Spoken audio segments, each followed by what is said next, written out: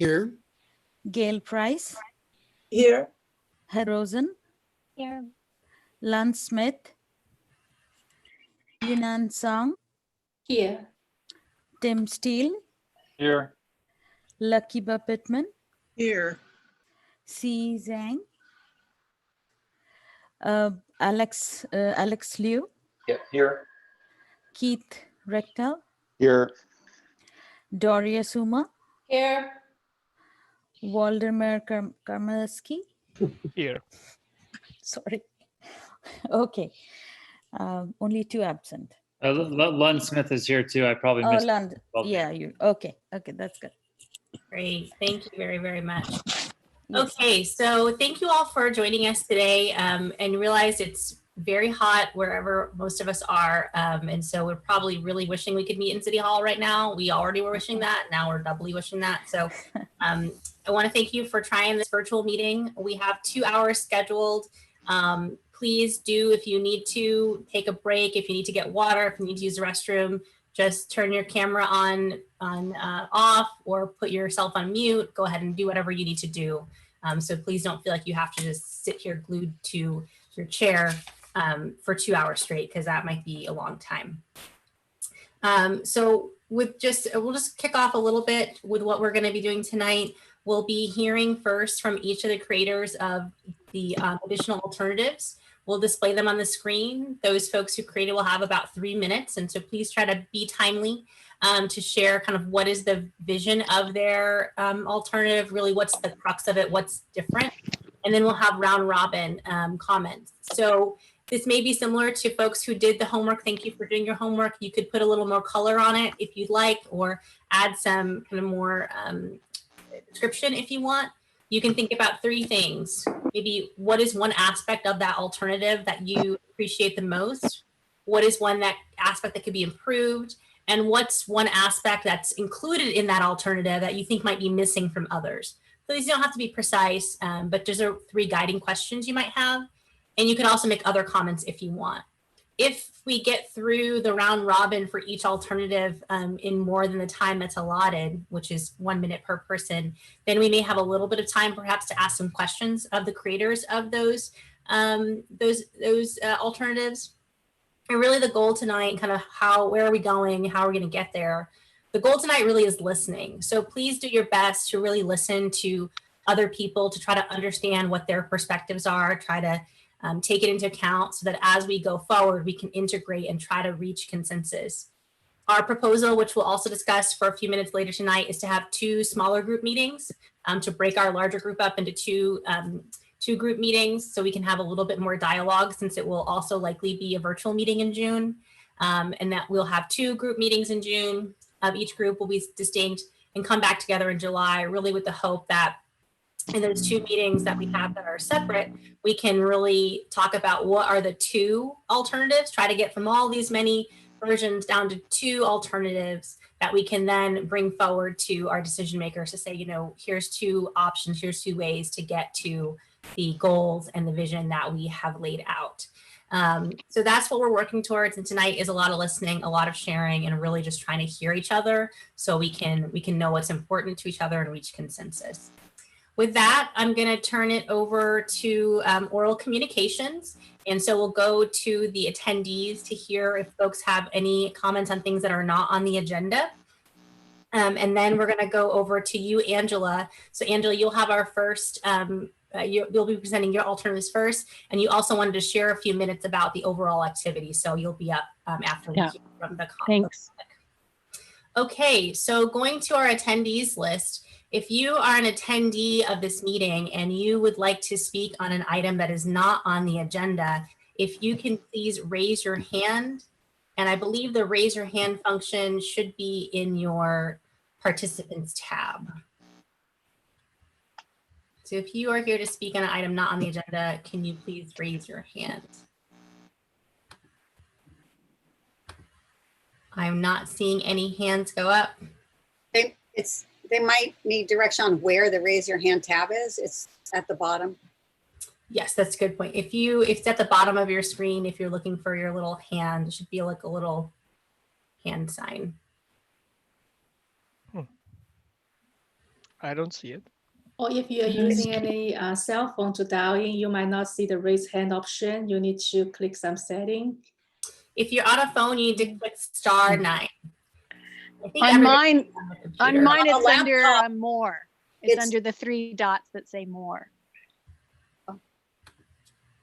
If you have your participants tab open, it's at the bottom of your participants tab.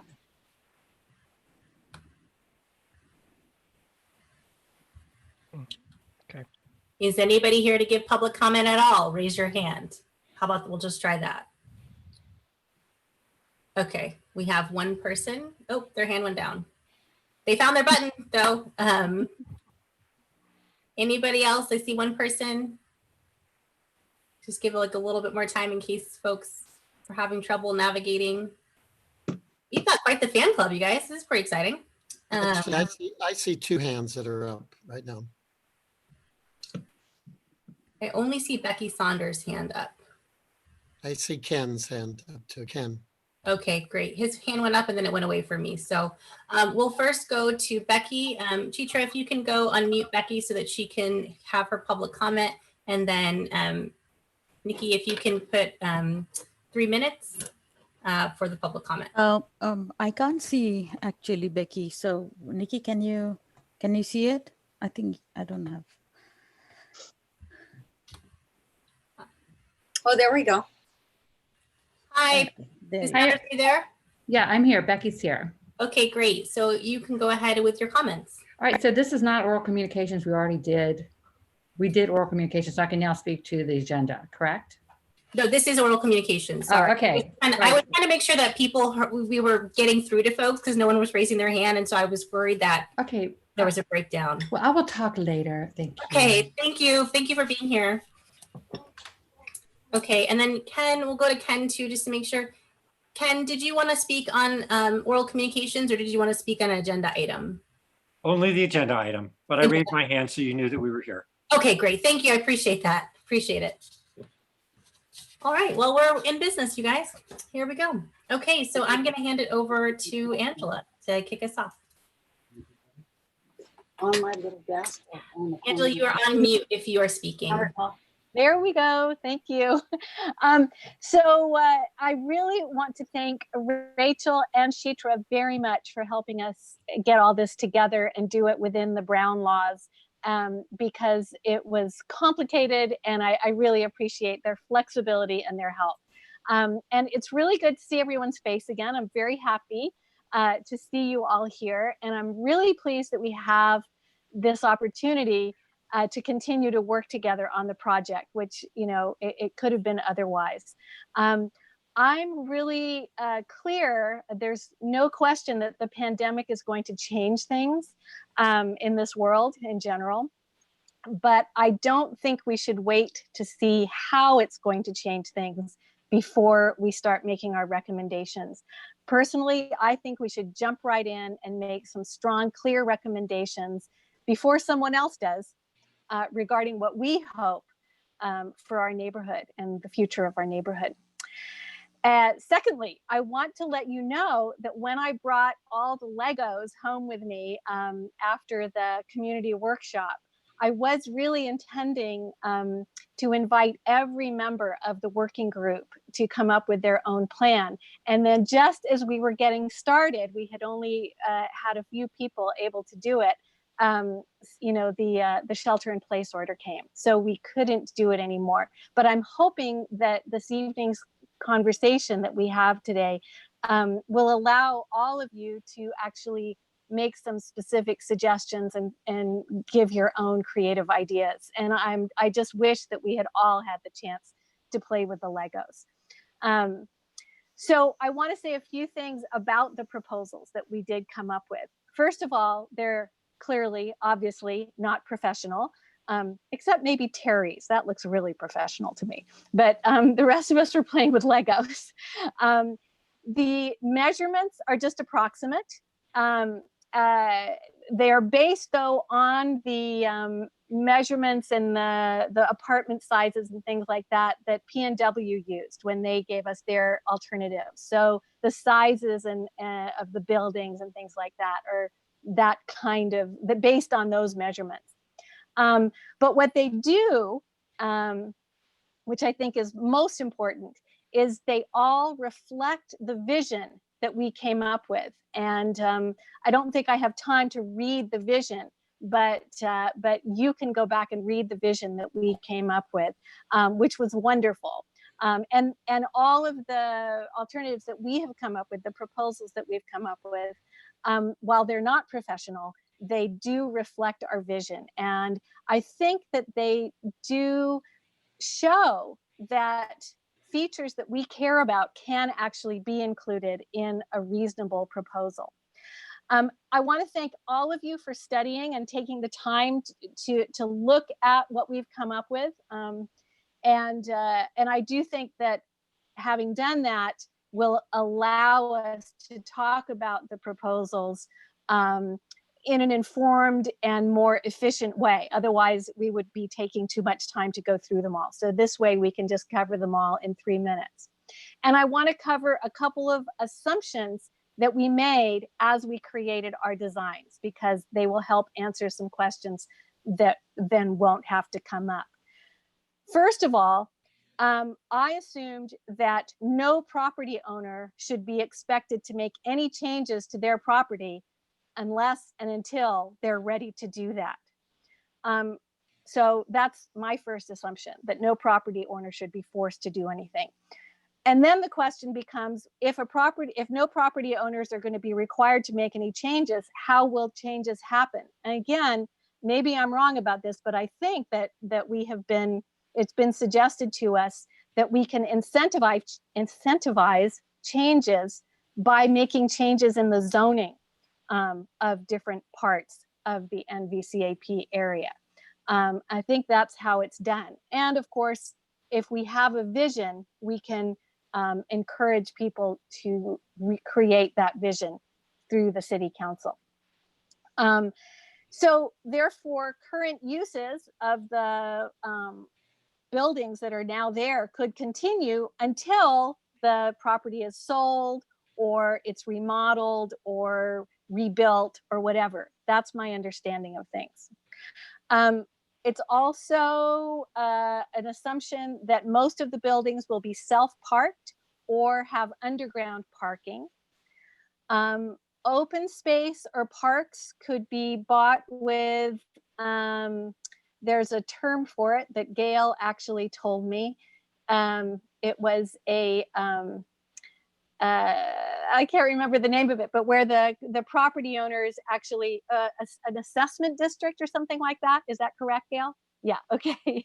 A public assessment district or something like that. So, and there are other ways of paying for park and open space. And finally, most of us really, I know, want as much affordable and middle income housing as possible in the NVCAP area. And so I think there are ways that we can do that, but that's another assumption, is that we want to try to include as much as possible. So those are the things I wanted to say before we get started. Gail, did you have anything you wanted to say?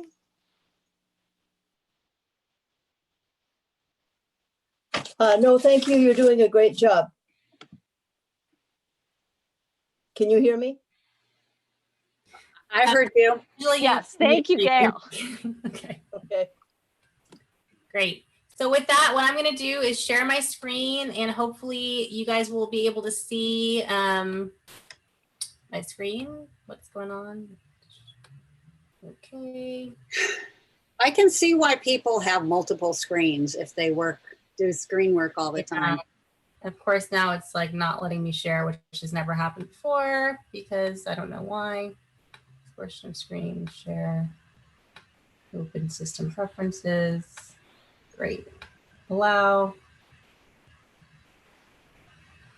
Okay, I'm gonna have to log back off and in really quickly. I'll be back in just a moment. I apologize for this.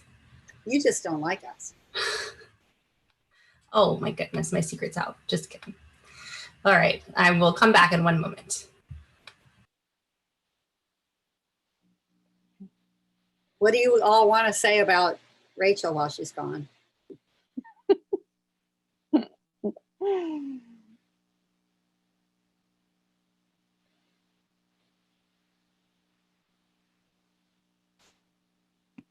I think she does a great job. That's what I'll say. Yeah. I really appreciate all the help that Rachel and Chitra have given us in helping us do this. I can easily imagine someone else saying, forget it, we can't accommodate all these Lego projects. You know. Okay. And it works. Yay. Yeah, okay, awesome. Well done. And we Okay. go to, great. Did that get bigger for folks? Oh, yes. Yes. Can people see Yes. that adequately now? Okay, great. And just so folks know, I only have ability to see a few of you now. So if you need to say something, you may have to go off mute. I can't physically see if you're making a motion or question for everybody. Okay, so Nikki's gonna keep time for us. She's gonna politely, when it's time, she's gonna say time. And so if you can make your last comment at that moment, and then we'll go to the round robin. So she's gonna give you 3 minutes, Angela. And let me know if you go to your next alternative, because Angela did 2 alternatives. Okay. So are we ready to start? We are ready. Okay. All right, great.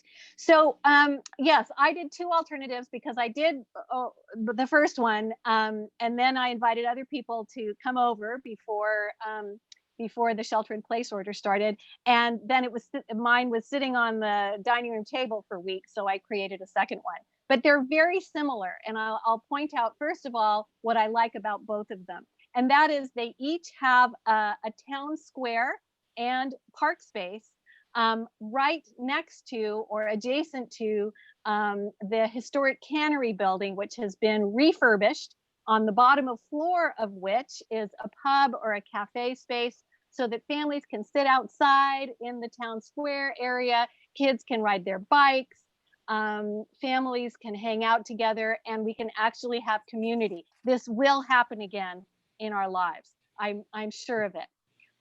Both the town square area and in fact the entire NVCAP area, as I see it, have permeability in all directions for bikes and pedestrians. There's that little bike pedestrian path right there where the arrow was a second ago, and up Olive Street and up Lambert and through the park area and everything. The cars are mostly located on the periphery. And parking is over there on Lambert, but of course there's also parking underneath and also along the railroad spur, so that people can reach the areas that they need to. The housing for residents is underground. The buildings are all either 2, 3, or 4 stories high at the most, except for one building, and that's the one over on Page Mill. And that's 6 stories. It doesn't have to be 6 stories, but the others are all 2, 3, and 4 stories high. Specifically, the cottage courts along Olive are at the most 2 stories high. The entire thing, as I have depicted it here, is between 25 and 30 units per acre. So I see the most important feature as the town square area that's quiet and safe for kids and a great place to go. So then alternative K, if we could move to that one, please. Not quite yet. There we go. Very similar. You can see same ideas. Oh, in both of them also, I placed the apartment buildings so that they could create little small kind of courtyards with that neighborhood kind of feel, the kind of thing that you might see in, say, Brighton or in England or in Venice, where you have small areas with small courtyards, or not courtyards even, but kind of squares. In alternative K, the main difference is that the plaza and park area are along Park Boulevard instead of along the creek. And along the creek instead are the apartments, which I don't know if you've been to Ashland, you know that they have apartments with pubs on the ground floor along the creek. And that's a lovely way of doing things also. Both of the alternatives have the pink community space on top of the global playground, which I figured we would just keep the way it is. And the community space is on top, and there's a rooftop garden out in front of it. And the dormitory building is retained. It's a really nice building. And inside there is the Mayfield Medical Clinic, which could also expand over into the office buildings across the street. So that's it. Yeah. Great, thank you so much. So what I'm doing here, so everyone knows, is I have a spreadsheet, which I'll share at the end of each round robin, where I'm just trying to keep track of how folks respond to it. And I made an order our residents of the NVCAP area first. So Waldeck, you'll be first, followed by Yunnan, and then Lakiba. And then after that, it's alphabetical order by last name, except for our co-chairs going last. So then it will be Kirsten, Terry, Alex, Keith, Heather, Lund, Tim, Doria, Angela, and Gail. And obviously, when it's your turn, if it's your alternative, you've already had your chance to speak, so don't speak to it. So again, the first three folks, and I'll repeat this, you don't have to remember, Waldeck, Yunnan, and Lakiba. And then Nikki, if you can do 1 minute. And again, some questions that you can think about are one aspect that's most important to you, what's an aspect of this that could be improved, and anything that you found here that you found missing in other ones. And I'm going to have our screen go up to alternative G first. And Waldeck, you're up. Nikki, if you can start the 1 minute. Okay, so one, it's keeping the parking in structures close to the main circulation corridors that I like a lot, and kind of hard to call for one negative that I would call for. So I would just give up on this. Great. And is there anything that you found in G that you liked that you didn't see in other ones, in other alternatives proposed? Not really. I think that this team with the parking, it's consistent. Okay, great. And then we'll go to the next one, which is K. Can I ask a question really quickly? Yes. Could everybody also think, if they have suggestions or ideas that were not mentioned, that could be in a third list that we could keep somehow? I hate to make things more difficult for you, Absolutely. Rachel, but no, but if people have ideas, I would love to hear suggestions or ideas too. Yeah, absolutely. This really is those questions are guiding questions. You can really respond in any way that you choose. Okay, So thank you. Sorry. Yeah, that's great. Any comments on alternative K? Yeah, so again, in reference to the previous one, the improvement that I see on this one is opening better into the Park Avenue with the plaza and kind of bringing in people from that pedestrian alley into the space. Great. Any improvements or things you found here that you didn't see elsewhere? The improvement, I would like to see even more transparency horizontally for pedestrian going through. I think that the Olive Avenue, it's still creating an Olive Avenue together with that parking structure, the at ground parking creates the barrier for connecting horizontally from left to right. Okay. Great. Okay, that was like very efficient. I'm so glad you went first, Wallet. That was like a model of efficiency. So next, not that everyone has to be as efficient, but that was great. Thank you. Yunnan, we'll go back to alternative G, and you have your time. Anything you'd like to share, your reflections on this alternative? Yeah, as a resident, I really like this alternative. I feel it's balanced. My only concern is, so here on this map, it doesn't reflect there's a new building now on the Page Mill, the one that is on the side of Page Mill, that is just below the Cloudera, the whole area. Now it's construction, it's about 4 to 5 story.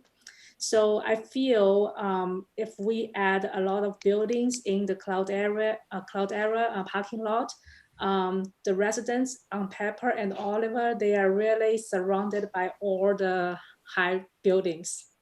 So I cannot imagine how it will be feel, but that is some of my concern.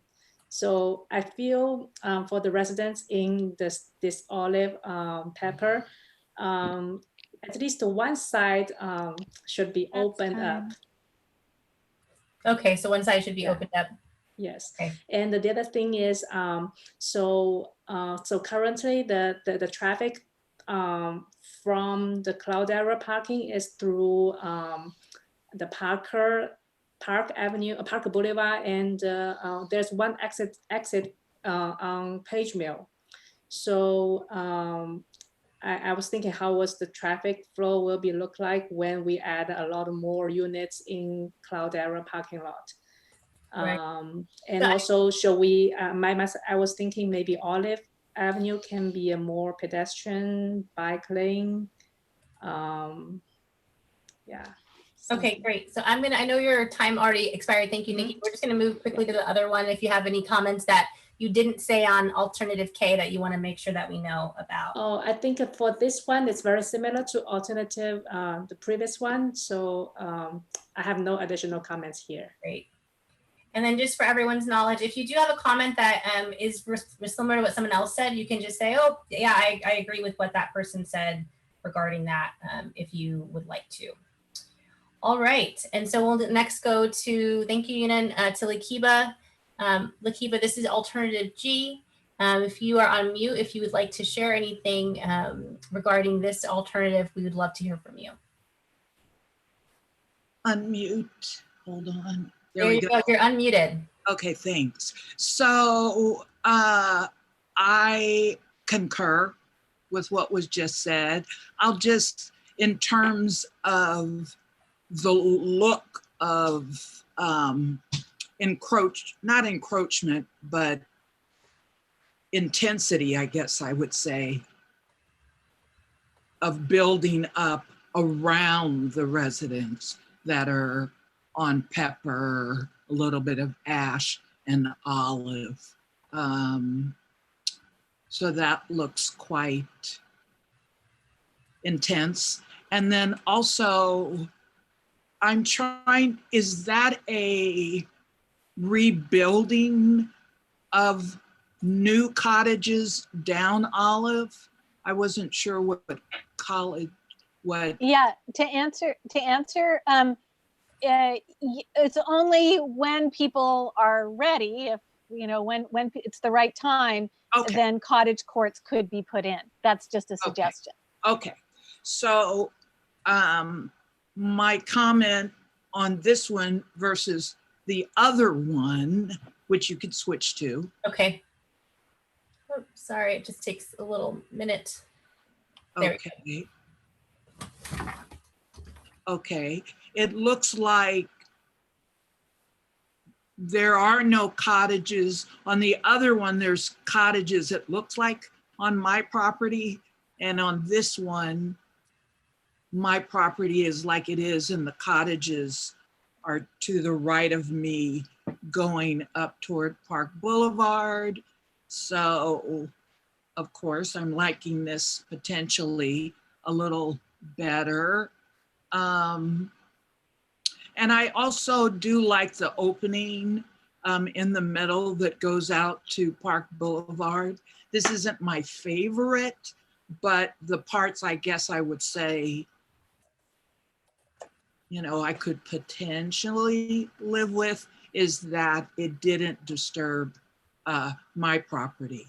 It is a little intense with high buildings across the street, because in fact, the community, meaning the community of people on Pepper and Olive, use that whole green area that is the parking lot as a park. Initially, we met with the owners of the lot when they were getting ready to redesign, and they purposefully designed it to have a park-like quality. So if you put housing there, it removes the park. So you'd want to retain some of that park-like quality. A Which little bit more. I think yeah. Angela may be trying to represent that idea Idea. here with the green area. So Yeah, that's a that's pretty good. great comment. Okay. Wonderful. Thank you, Lakiba, for your comments. We'll next move to the next three people will be Kirsten, Terry, and then Alex. So Kirsten, when you're ready. Okay.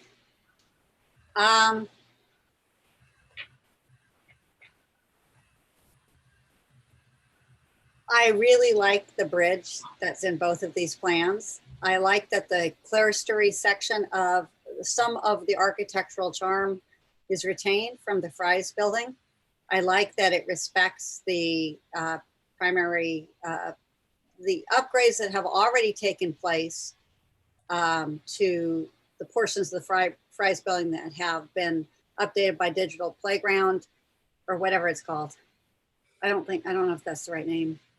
And I like the idea of incentivizing those upgrades to happen to the most historical portions of the Fry's building to retain a sense of place.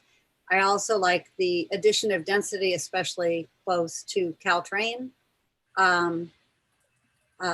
And I like that it incentivizes the car traffic to go up Portage and over on Ash and out Lambert or something like that.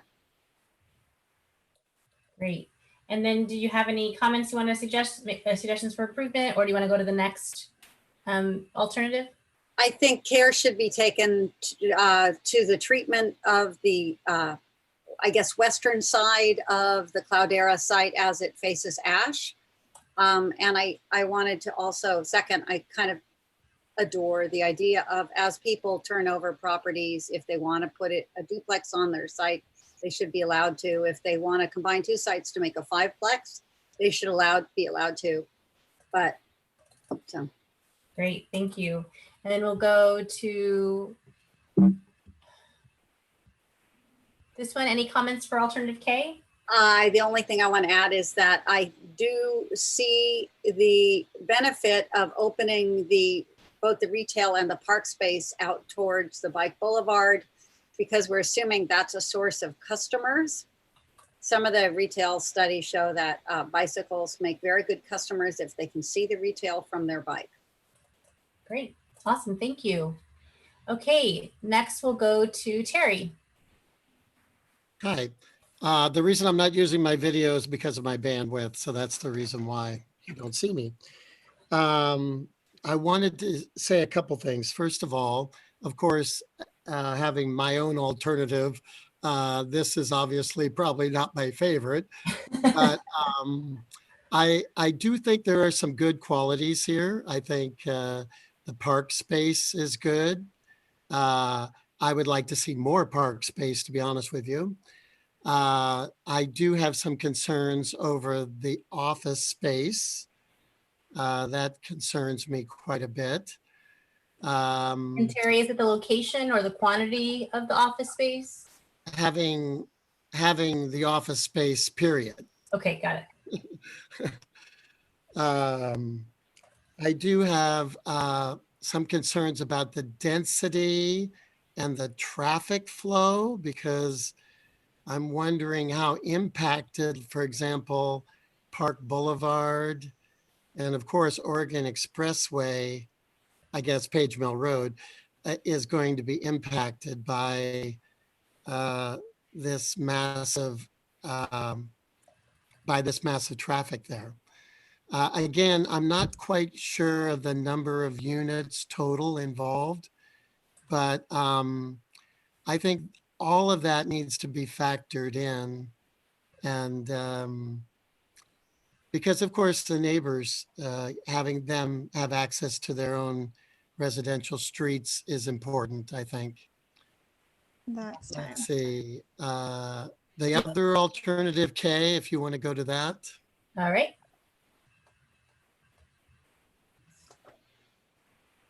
Can you see it?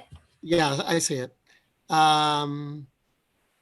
Again, I'm wondering about traffic flow. I'm wondering about, I see a lot of housing that probably is going to go out on Park Boulevard and head toward Oregon Expressway. And what is that intersection going to be like? As you well know, I think you probably guys, most of you know this, it's already impacted, not right now because of the pandemic, but on normal work days, it's severely impacted at 8 in the morning and also 5 o'clock at night. So those would be my general thoughts right now. Great. Thank you, Terry. And we'll go to Alex. Okay, so on Scheme G, I want to say I think I really do like, Angela, I think you're trying to break the scale of housing down into smaller courts and courtyards. And I spent many years working for an architect who focused on that in San Francisco, and I think that's really important. I would say, just as a cautionary note, that the prices in the Bay Area are so high that those alternatives are becoming very difficult now, just because of the costs. On this scheme too, I also do want to caution you guys about trying to change the existing Fry's building to housing. Like an adaptive reuse with regard to the building code triggers like a complete upgrade. And I think the other issue is that housing, usually you need very small, like 12-foot by 12-foot rooms, and they just conflict with the huge floor plates of warehouses and factories and offices. So at the end of the day, you don't actually end up saving any of the building. And that's time. Sorry. And then on Scheme K, I very much like the idea of putting the main central space on Park Boulevard. Like I bicycle up Park Boulevard a lot, and I actually like that Palo Alto has a lot of parks along the bicycle boulevard. It really, I think it fits. It seems to me to fit in perfectly with the existing pattern on the street already. That's already there. And I also do like the idea of housing along the creek. That's been in the back of my mind a lot as well. In addition to Ashland, there are lots of cities like medieval cities in France and Germany that have beautiful houses and restaurants right along the creek. And I think I think we need to take that. I think we should really focus on that in one of the schemes. Great. Thank you. And so that's all that I have. All right, thank you, Alex. Okay, we'll go next. 3 people will be Keith, Heather, and then Lund. So Keith, if you'd like to give your comments on alternative G. Okay, yeah, I like the layout. I like the bike paths. I like the park area. I think the park area could be a little bigger. There's plenty of living park area. There's not enough like a play soccer park area, and you need both of those in the neighborhood. But I like the layout. It's very friendly. I like the bike paths, the accessibility, the creek, having the bridge go over the creek. That's going to make it more cohesive to go back and forth. And people just like to walk over bridges too. A nice aesthetic design. I like the cottages. That's a way to kind of evolve Olive that without really having a huge impact on the neighbors, you could change over and get some more density there. I think that's good. The parking over on Lambert, is that for people that are going to be living in the general area? Or that's a big chunk of gray.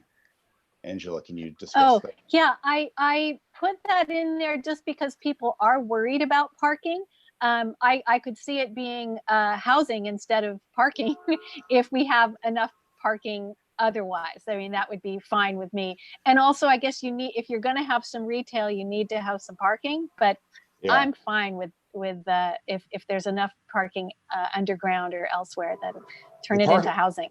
The parking on the right side, I'd like to see that spread out more instead of having this big chunk of parking that you'd have to walk a long ways. Have it closer, just because otherwise people can be dropping off stuff at their house and then having to backtrack to the parking. Let's see. I'm going to go to the one for you, Keith, if that's okay. Did you have one more? Yeah, and downside, both of these, I mean, to me, there's still too much office. We're so short of housing. All that office space, you convert it to housing, you'd have a lot more housing aspects. But that's true of all these plans. We are so short of housing.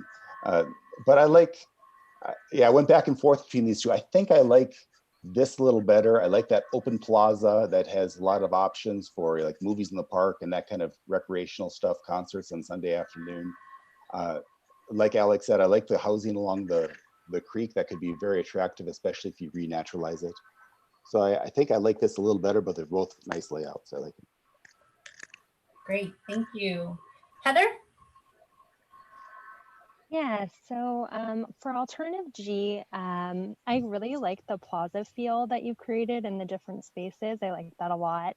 And how, you know, it's not just all straight lines. I like where the retail space is laid out beneath some of the high rises. And I also like the position of where the high density housing is located. I think that makes a lot of sense. My only question on this one is where the office space is located. It seems like it's kind of intermixed a lot with the residential in a way that doesn't feel quite as cohesive as some of the other plans. Great, thank you. And for high density, are you talking about like this building here? Yeah, The yeah, smaller they're building kind of located along the outside. Exactly, yeah. Got it. Yeah, I like that a lot. I also liked the bridges and the rooftop gardens as well. Great. And then for alternative K, I really liked where the housing is and where the office space is in this. I think it makes a lot of sense. I really like the plaza opening up on Park Boulevard, like a lot of other people have mentioned. My question on this one was about the retail space, this red one that's located right on Ash Street. It seemed a little out of place, just given where the other retail space is. And I'm not sure if I'm just missing it, if it's under something and I just can't see it as well, but it seemed like it was kind of floating out there and might be kind of oddly placed.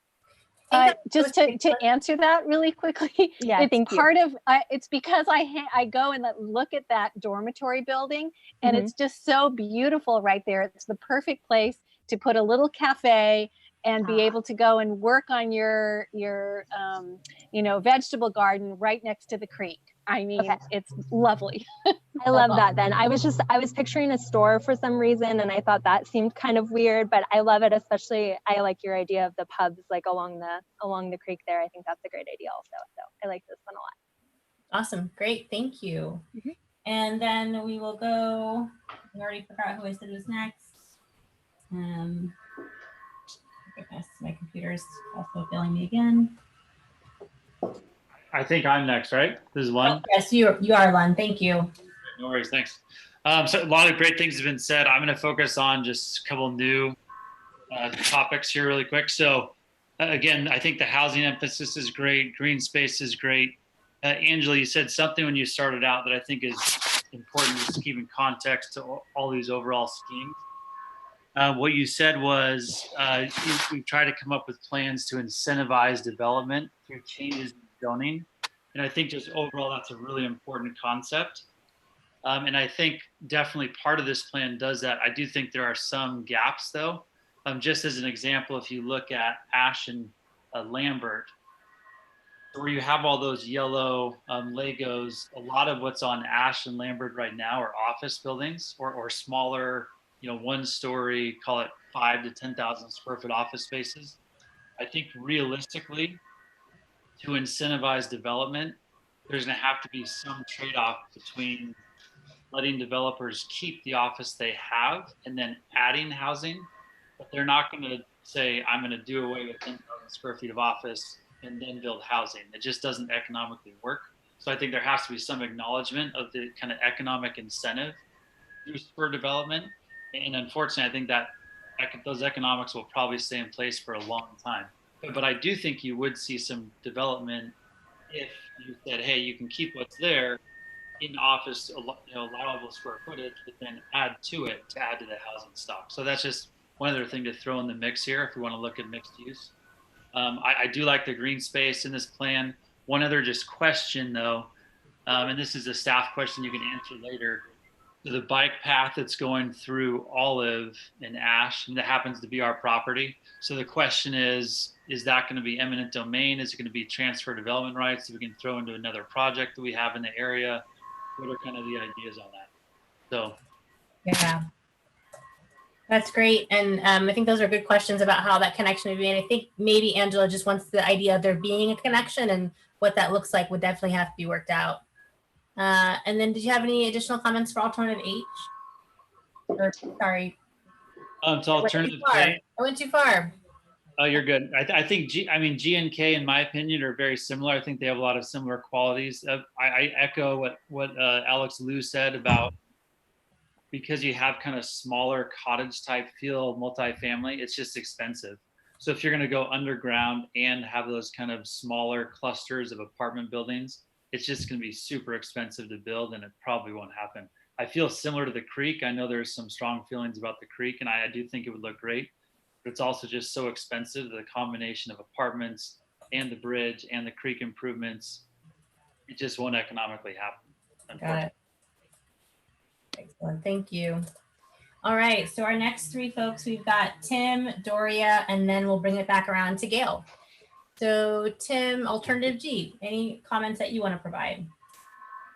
Well, excuse me, I'd echo a lot of the economic impacts that, or challenges that Lund has touched on eloquently. So I do want to comment on both of them. A common thing that I know we had talked a lot about in and out about portage going through to Park.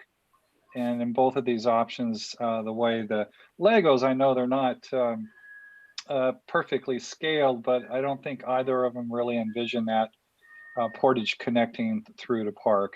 And I think that's something that's somewhat valuable. Two is I really think the idea that pieces of the building would stay and then you'd have all this high density around it's going to be an economically feasible incentive, if you will, to move forward with redeveloping portions of the Fry's building. And then last, I think, and I made this in my written comments on all of the alternatives, I think, especially the three that the staff had originally come up with, the Cloudera site, I think there's no reason not to look at some level of new housing in that parking lot. And a couple of the other options that are out there don't indicate any housing in that. And I think when we're looking at the large underdeveloped surface parking lots, it's a natural to be looking at that in all of the alternatives. And both of these two do that and include it. So I thought that was a good element of both of those designs. So Great. I'll leave it at that. Thank you. All right, excellent. And then I'll just ask folks, if you can mute yourself when you're not talking. I think I'm getting a little bit of feedback. I'm not sure where it's coming from. And it could also just be my machine. Doria. Okay, so I'll kind of talk about both of the G and K at the same time, and not so much in terms of liking or not liking, because I sort of don't approach it that way. One thing that I think is missing in many of these alternatives in these two is any consideration for changing zoning to acquire more housing along Park Boulevard and improving the experience, because it's for bikers, because it's not that great right now and it's an important north-south connection.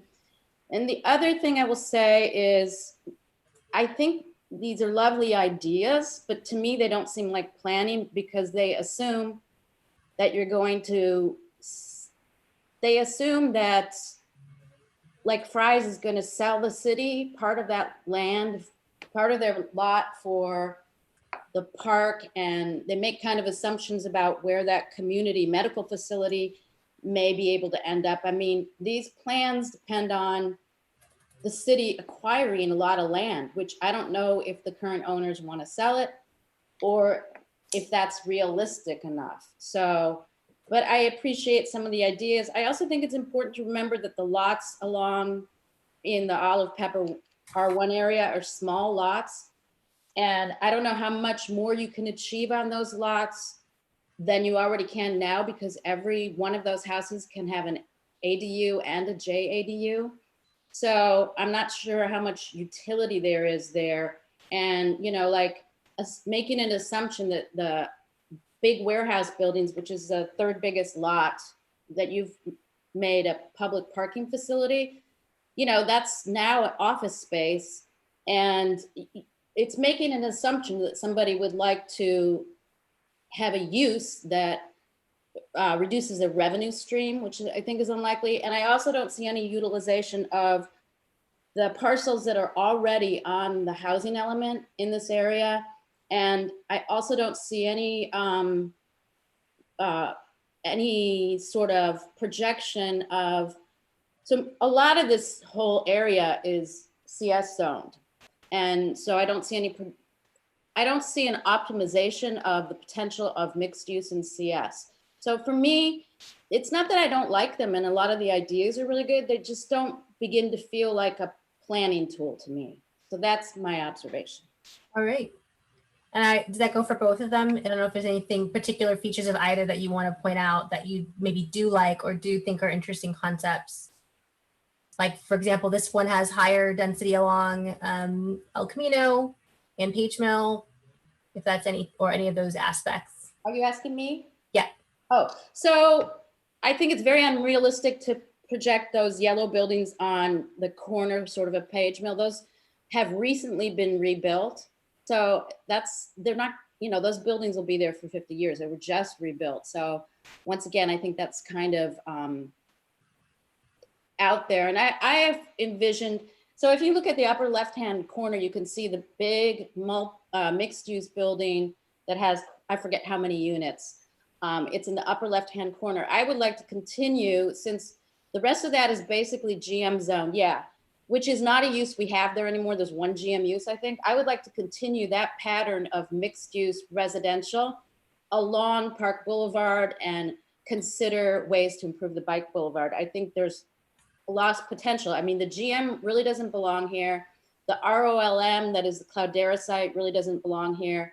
In general, I think from my point, what we're trying to do here is restore the mostly residential pattern that continues in Palo Alto once you get behind El Camino, basically.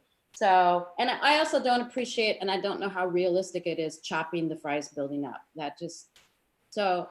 Okay, great. That's Thank all. you. And Gail, our final comment on G and K. Okay, thank you. I think the G and K are certainly similar in some ways. I like the open space, the green areas. I think that's good. I do think that it would be possibly an improvement to have a larger green space area that could serve multiple purposes. I think you reflect a lot of the goals and vision for the NVCAP project in general. I guess the way I look at these, and this is not going to come as a surprise to anybody, is that I think for both G and for K, there is not sufficient retail and the commercial and retail uses to support this immediate area and make it very accessible to residents as well as employees who work in the office areas. Because of the proximity to California Avenue and Caltrain, there are a lot of uncertainties, I recognize, but it is likely that both of those areas will intensify over the next 10, 15 years. And I think that it would be desirable to have additional retail and commercial uses. I'm a big fan of mixed use, and you'll hear me talk about that in the alternative that I've put forward. Let's see here, alternative K. I think the expansion of the bike and pedestrian connections would be useful, especially east-west, because when I look at this, I don't see an easy connection going in that direction. And the areas of Olive and Pepper, I can see a strong desire there to keep those single family. I like the cluster concept, but I think we have a major housing shortage. So I think that the properties on Olive and Pepper should have kind of mixed opportunities for housing. I mean, for example, you know, the ADU, we talked about that, duplex, triplex, depending on the size of the parcel. Okay, so so that covers most of my points. Great, awesome. Okay, so what we're gonna do now is we're gonna go to the next one. So again, I appreciate you all listening to them very patiently, and I hope as you go through, if you do feel like you're repeating what other people say, you can just say, yes, I agree with so-and-so's comments about that, like Tim did with Lund's comments, and I was able to note that. I'm not gonna switch to the spreadsheet just because it's probably not gonna help anybody now that I'm filling it in. It's kind of hard to read. And so we're gonna go to the next alternative, which is here. Which is, oh, I'm sorry, I just passed H. I can't do my alphabet today. All right, H, which is from Kirsten. Kirsten, if you want to take 3 minutes to kind of orient us to your alternative, point out some of its important features, and then we'll have the round robin again. Okay. So one thing I wanted to say in entry, that the structure of the neighborhood is what it is, the significant architectural features of the neighborhood, and that good, thoughtful, human-centered design based on those parameters will still be good design no matter what economic reality we find ourselves in. So I do not think that this is a wasted effort at all. So I'm going to walk you through kind of from the left side to the right side of your screen. The Cloudera site is perfectly situated for dense housing and office. For several reasons, it's close to Caltrain. I did run out of blue Legos there. The major thoroughfare of Page Mill. There also are bicycle improvements planned at either Oliver Peppard for crossing El Camino, which means that someone coming off of Park Boulevard could go west. And Page Mill is wide, and therefore in good design, if a roadway is about 1-to-1 with the height of the building, it's not considered overwhelming to the roadway. But in narrower roadways, more height is more challenging to have it come out balanced. So if you center some of the height next to Page Mill, so long as that height does step down towards Ash, and there's a great deal of green space and setback next to the sidewalk.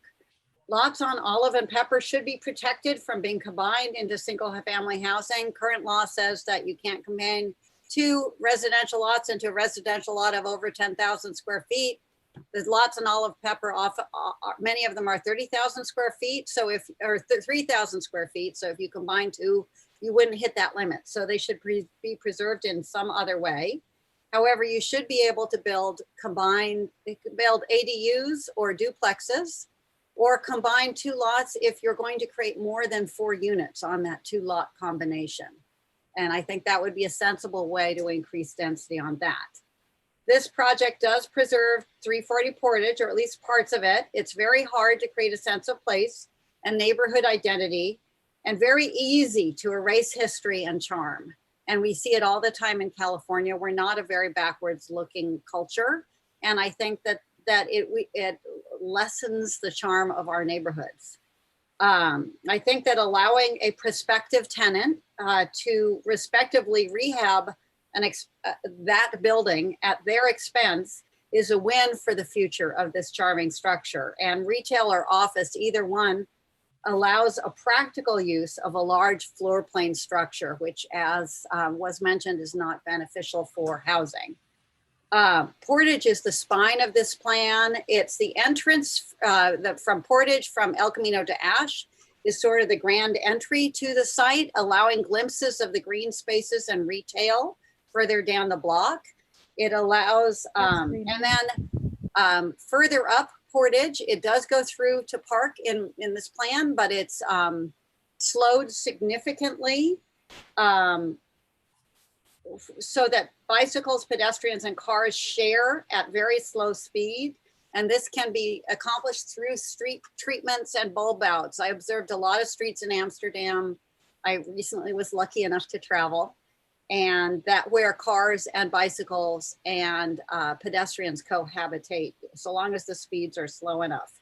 Okay, Kirsten, we're at time. Can you say a little bit about this side of the screen, and then maybe we'll move on to the responses? Is this kind of 1- and 2-story housing? Like, what do you see kind of these? Yeah, I see that 1- or 2-story housing, U-shaped structures that turn towards green space and away from busy roads. And the other thing I want to say is that office, I did leave the playground because I figured it was unpractical to assume that that will change purpose, but I allowed other small zones of office that might accommodate small startups, smaller businesses, or professional offices. Great. And then can I just ask, is this a passageway that's open to the air? Is it an internal passageway to the building? I really am just saying that it needs permeability. It could be a passageway contained within the Fry's buildings with office over it. But I wanted to have a section that was bicycle and a section that was pedestrian. Got it. Some way to get through the big block of the building to the other side. And then I wanted to retain its connectivity to the rail spur line, because the rail spur line might be useful in the future for some future kind of transit. Cool. All right, great. So we're going to go in the same order. Thank you, Kirsten, for that thoughtful presentation and just putting your time into this. So we'll have Waldeck, Yunan, and then Lakiba.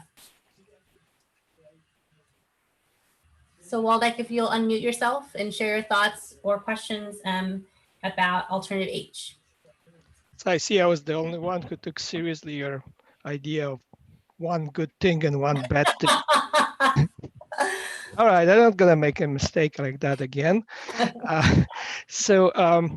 Okay, so looking, first of all, I really should comment backwards because I did limit myself there.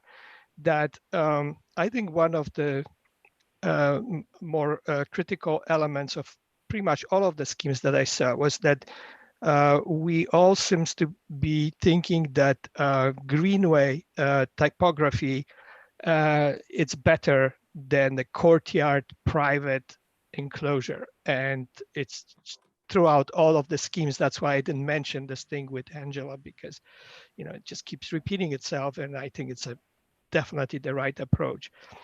And I understand that the same thing is on this scheme, and I like the connection to the Park Boulevard. I think it's very important. What I don't like is the fact that it is very striped vertically, and basically two reasons for it. One is to keeping the Portage building, and the second is to keep the olive in, and of course the parking behind it. And I think that kind of separates the community into those stripes. So yes, you have a circulation top to the bottom, but you don't have really left to right. Mm-hmm. Great, that's a very helpful comment. Thank you so much. Yunan?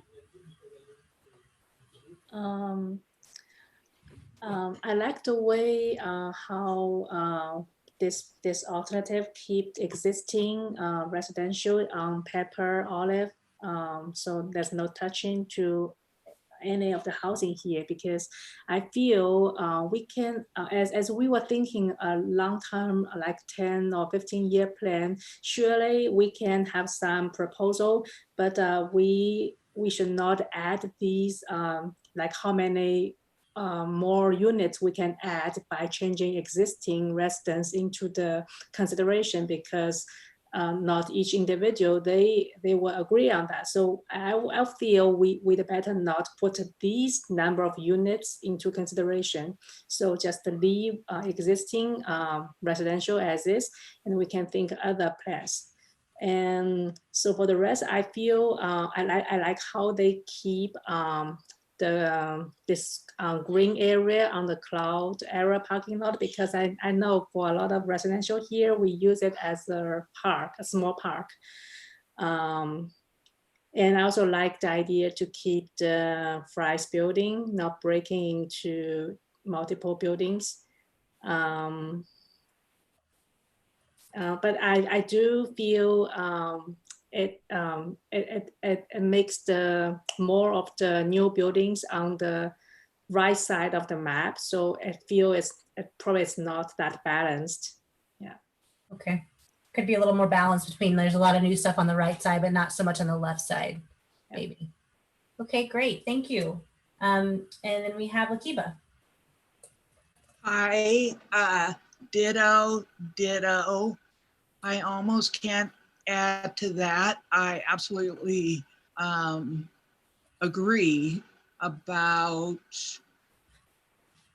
you know, this one prioritizes leaving the residential areas as they are and kind of creating a plan around that. I also agree that it's a little top heavy on the right and less happening, but I'm not really that much bothered by that.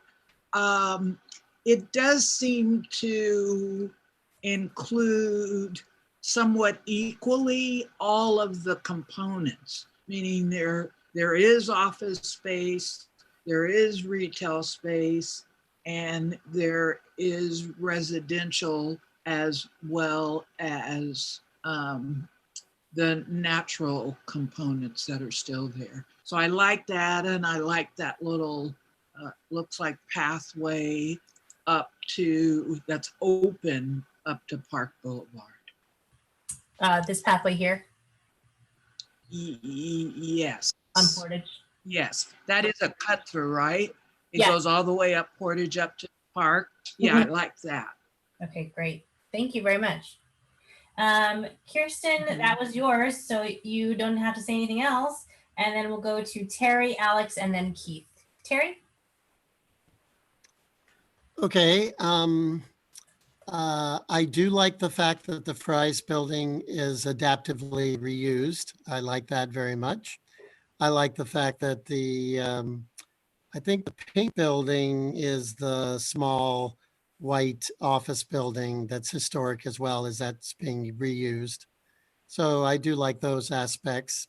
I do like some of the mobility, it looks like, the mobility to move through the site. I do like some of the aspects of that as well.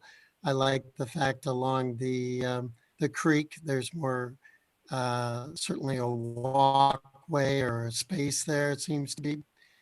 Some of the things don't like or dislike is the massive office, that blue spot right in the middle. And massive around the edges a little bit. I'm wondering how the parking is going to work and the traffic is going to flow again. Those would be some of my concerns, I guess. That's Great. all. Great, thank you. Could I answer the traffic question? Yes, Kirsten.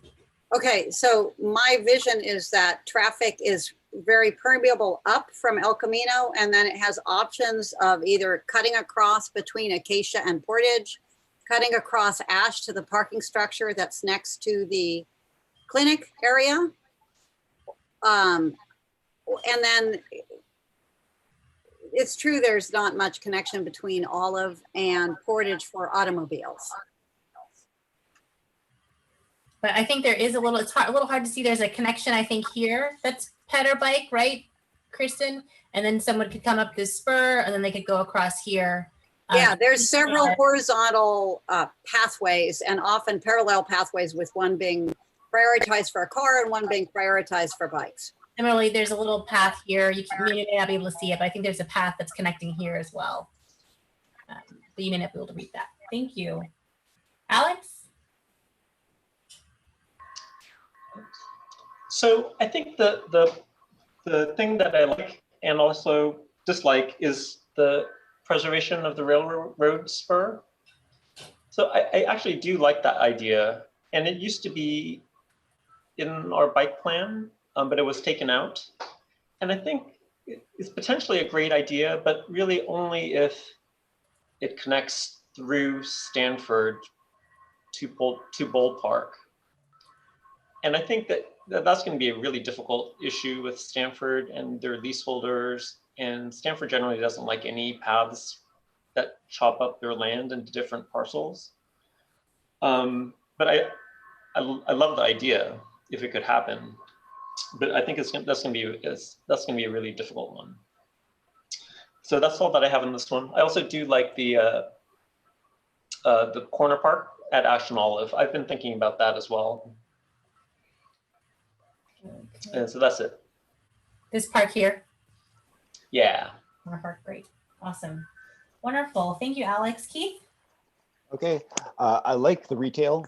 There's a lot of it, but I think it could be an asset to both the next door, the Ventura neighborhood, and also this. I like having the room for Mayfield Clinic. That would be another asset. I like the connectivity, the bike pathways. They allow you to go north-south. And I like also the fact that density's been moved over near Page Mill. I think that's a good spot for density.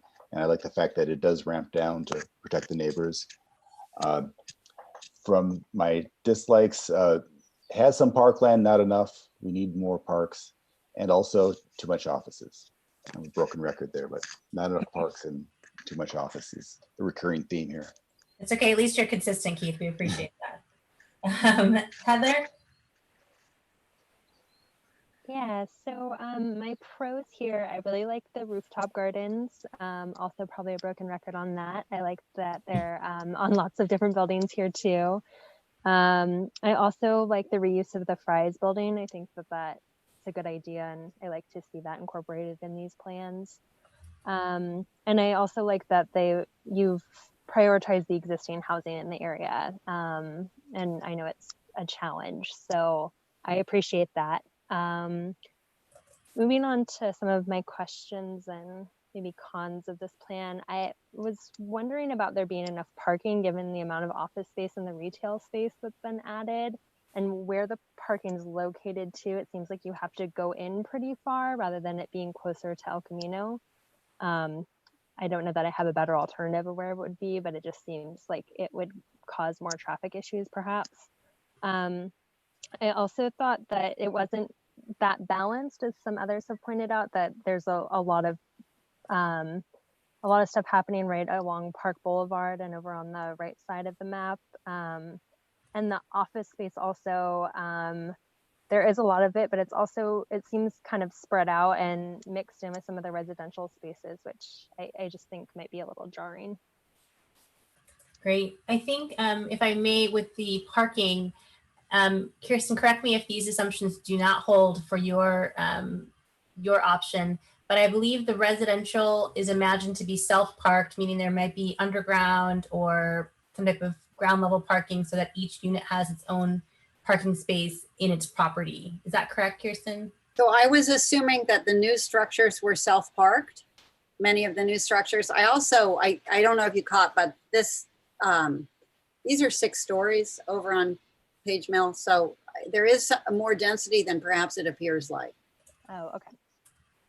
So maybe it looks unbalanced just because we're seeing the color, but there's more here overall in volume, even though this is 1 and 2 stories, kind of. So that might help folks a little bit. That's helpful. Thank you. Great.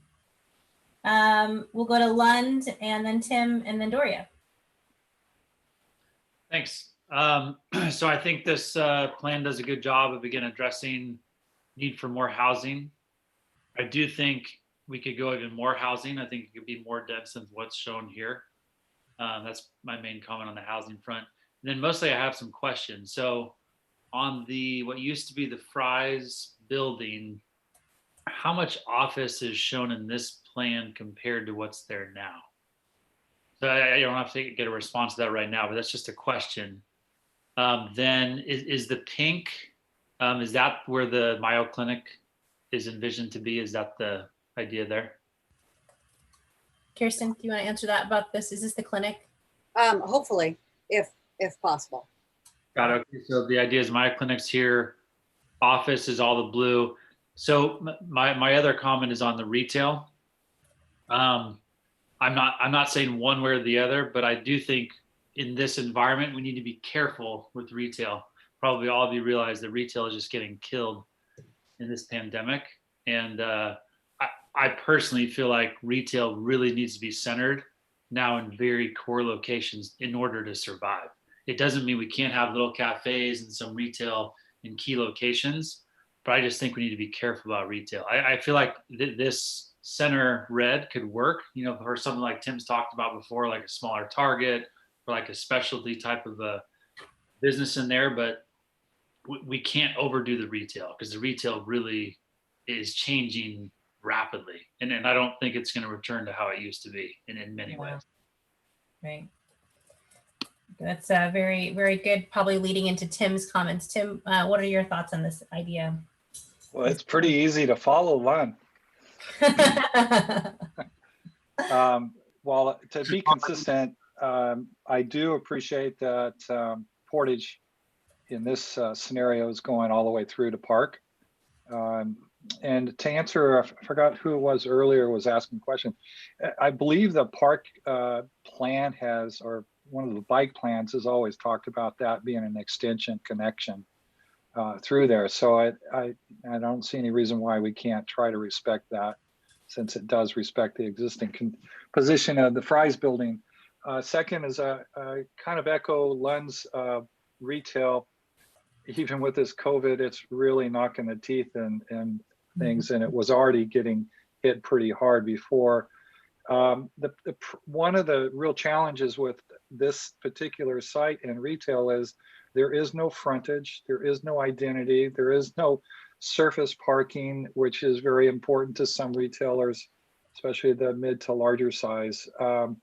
So I caution us where we locate it and how big it is and what's the long-term view for its likely success. It's going to be really challenging. Mike's Bikes, there was a comment or two earlier about in this one and the earlier scenarios. The Mike's Bikes isn't being shown completely as it is. If you go to where the blue boxes are in this scenario, from the bottom left-hand edge of that box all the way to El Camino is part of the new development for Mike's Bikes. So the idea is it sits on top of the old rail line alignment. So if you're thinking you're going to preserve it for future transportation, it really isn't going to be able to help with that. So preserving the arched portion on the upper piece there doesn't do anything because it does not connect to anything on the other side of Park, nor does it connect to El Camino anymore. Portage, and then I still encourage housing in every scenario on the largest single unimproved parking lot, the Cloudera, which this one does address. I think that's right. And that's my list. Great. Wonderful, wonderful. Then we have Angela, or sorry, Doria, Angela, and then Gail. Okay, so in general, some of my comments from the earlier ones apply. There's not a consideration of the parcels already identified in the housing element. So in other words, you haven't made them all housing, which I think is sort of problematic. I think Park Boulevard is a great opportunity that's being ignored for mixed use. And I guess this one saves the whole Fry's building as a historic resource. I don't think we should be thinking as much about saving particular parcels, especially those the city has no control over or ownership of, for particular uses, like as much as we would like to have the clinic stay. That clinic, who knows where the clinic's going to go? Who knows what they can afford? I doubt they can afford to buy that piece of the Fry's site from the Sobrados. So I'm not trying to be negative. I think there's a lot of nice ideas here, but I don't know how we get from this to a workable plan with zones and with development standards. And I just wonder if you guys are thinking of requiring rooftop gardens as in our code, because you can't assume there's going to be a rooftop garden unless it's a development standard in our code. So, and I really like the idea of rezoning the Cloudera site, which is ROLM, which is an anomalous zone right in this area. And that alone might incentivize them. That is one surface parking lot that anecdotally I have observed as being oversized, which is very unusual in Palo Alto.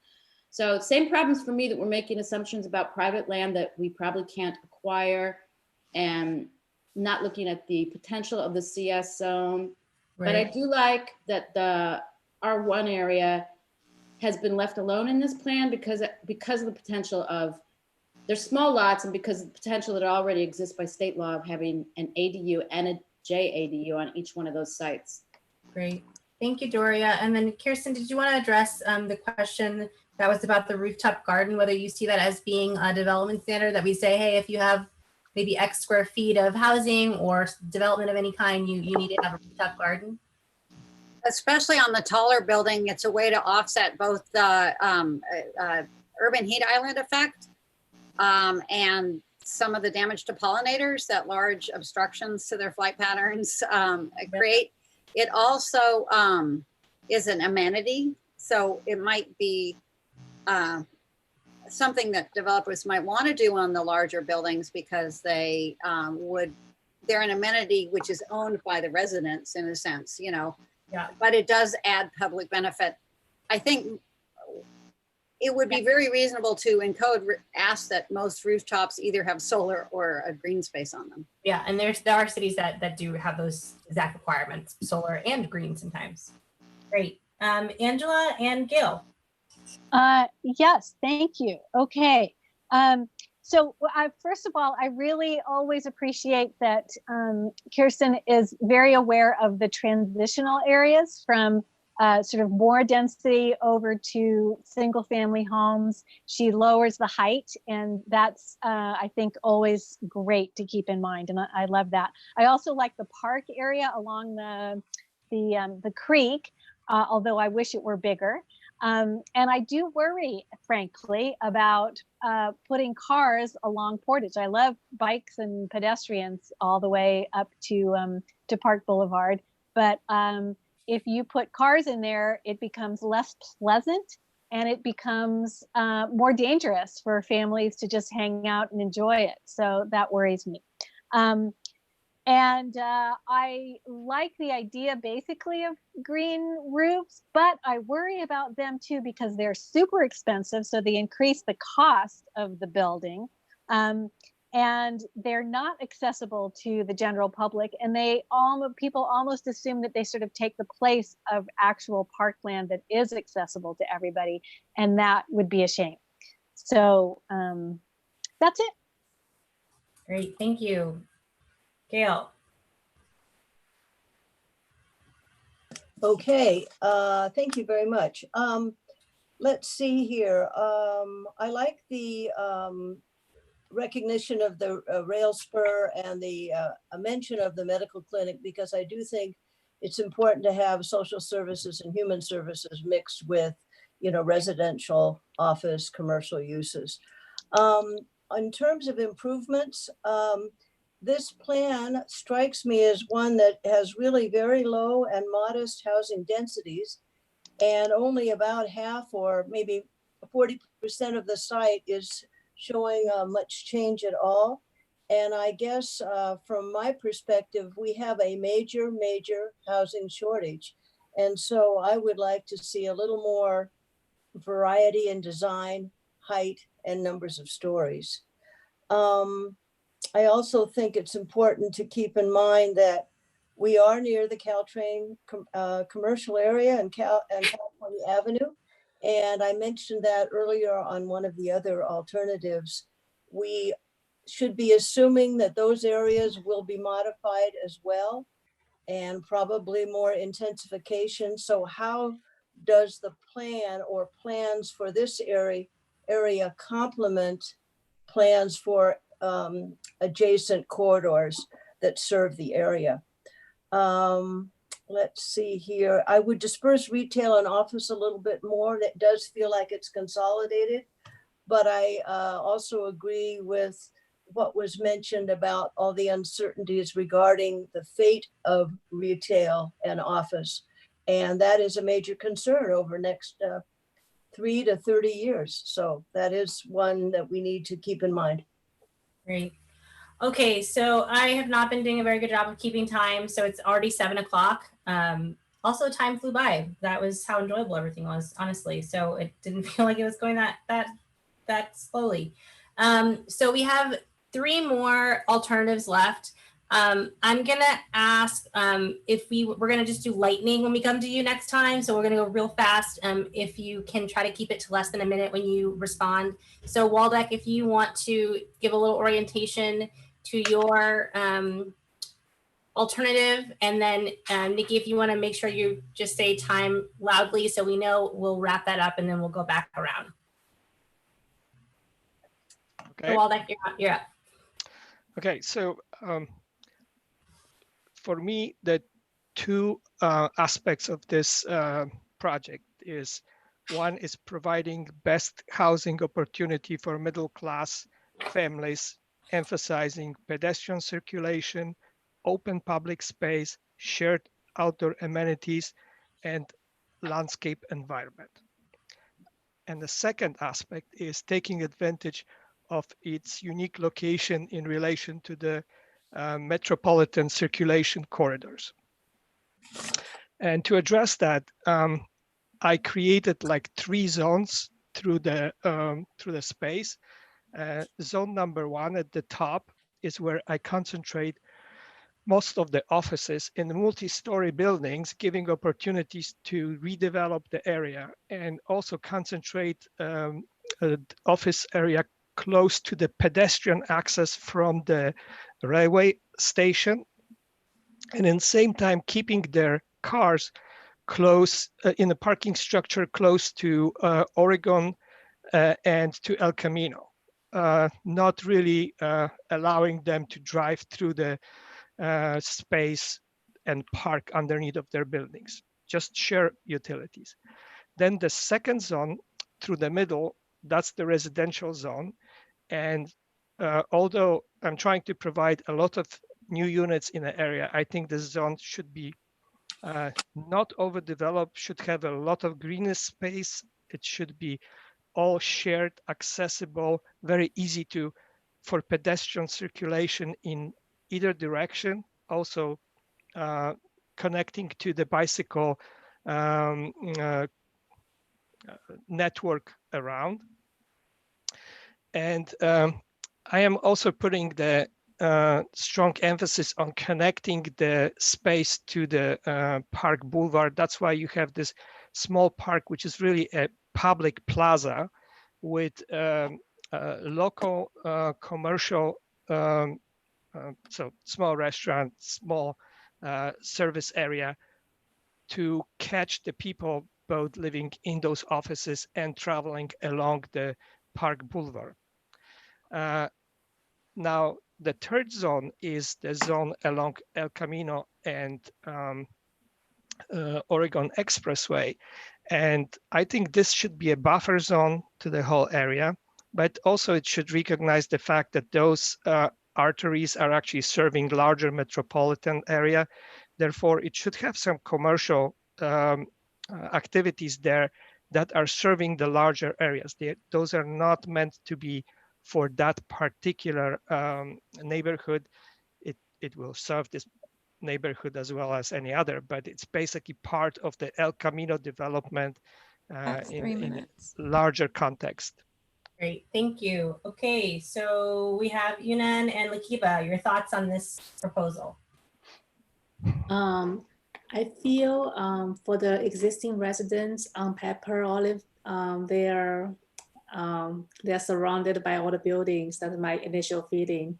And I do feel most of the buildings, they are added to the existing residence area. So which makes the existing residents harder to access to now the road. I feel there will be a lot of more traffic on this side. Because if you look at the right side, the new area, they are pretty empty. I feel they have more park compared to the existing residents. They have creek. They even have more roads. I mean, the bicycle lane and the other new road. Yeah, that is my thoughts on this. Great, thank you. Lakiba.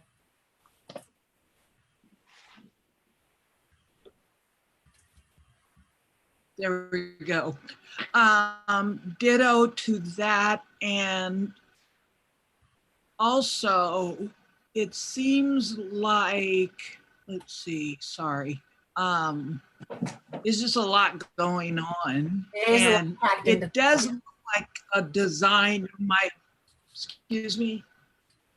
Go ahead. It does look like if you had nothing and you were going to create something, that it could potentially work. But it certainly appears the most, to have the most in it that's new and different, which could be good. So right now I just see kind of a lot going on, and so I'm not so sure how it would fly with the whole Ventura housing point of view. Great, thank you. Yeah, there's a lot to take in. Kirsten, followed by Carrie.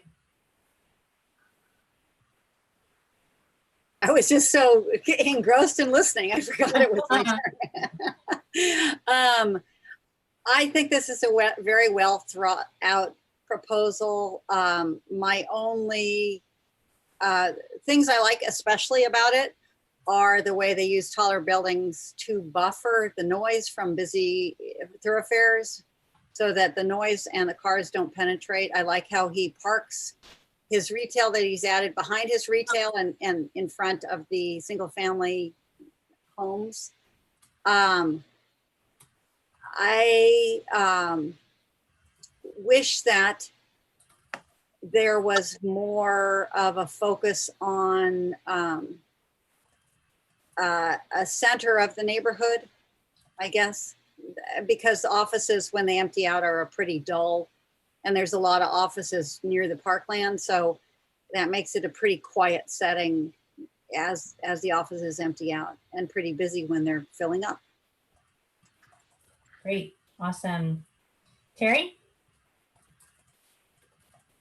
Okay, I do like the park space and the, especially along the creek. I think that's taking advantage of the natural aspects of what we've already said we'd like to do in the areas to improve taking something that's nothing but a concrete structure and making it something usable that neighbors and people can use.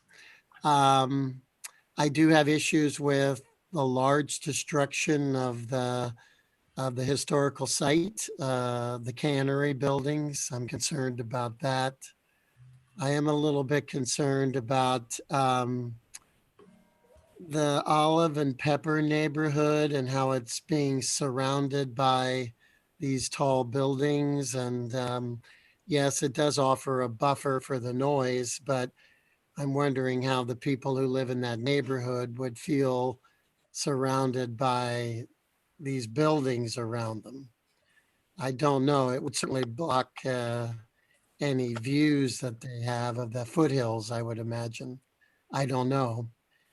So those would be, I do like the bicycle path. I think that's good. That's an adaptive reuse too of using the path.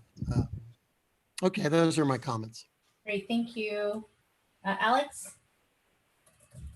Yeah, so I think the thing that I like, that I'm really intrigued about on this scheme is the large retail space on El Camino.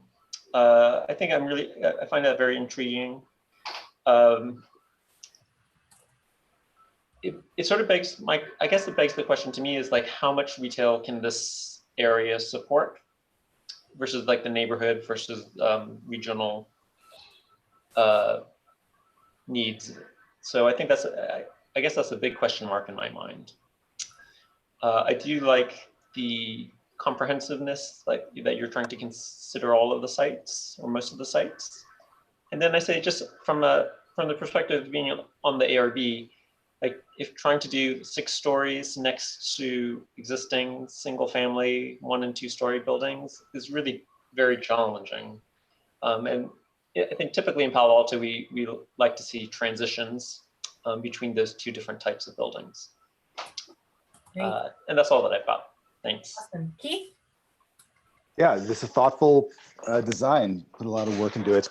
I like the layout. I like the fact that all the buildings aren't necessarily parallel to each other. I like the residential on top of retail along El Camino. I think that's a really good source of housing. And I think that you have both retail and housing there. I am a little worried about that transition also. I'm also a little worried about cut through traffic. El Camino and Page Mill is such a bad intersection that if you give pathways through, will that be used for cut through? Although very nice.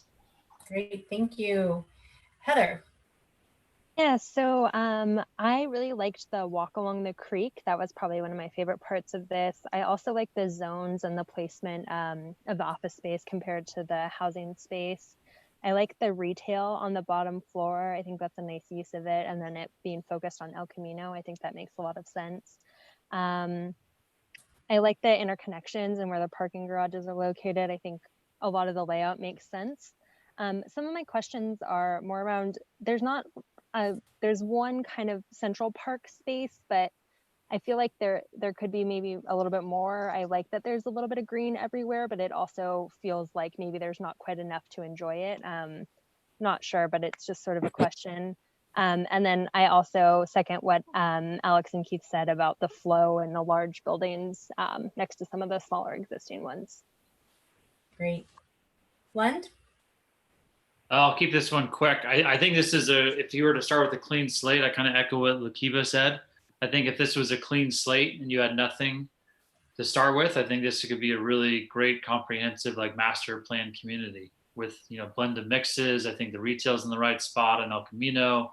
I think, you obviously have a kind of transition from office and housing in the interior of the site, some single families, some apartments. So I think it's a good creative way of trying to tackle a lot of different things going on. So obviously there's holes and positives, but I'm not going to dive into those details, but I think it's creative. Great, thank you. Tim? Yeah, I can't put me right behind Lund. I can't come up with anything new. No. It's the alphabet, I swear. I wanted to suggest that the problem I had with this one was it disregarded too many things that I think are somewhat given for the foreseeable future.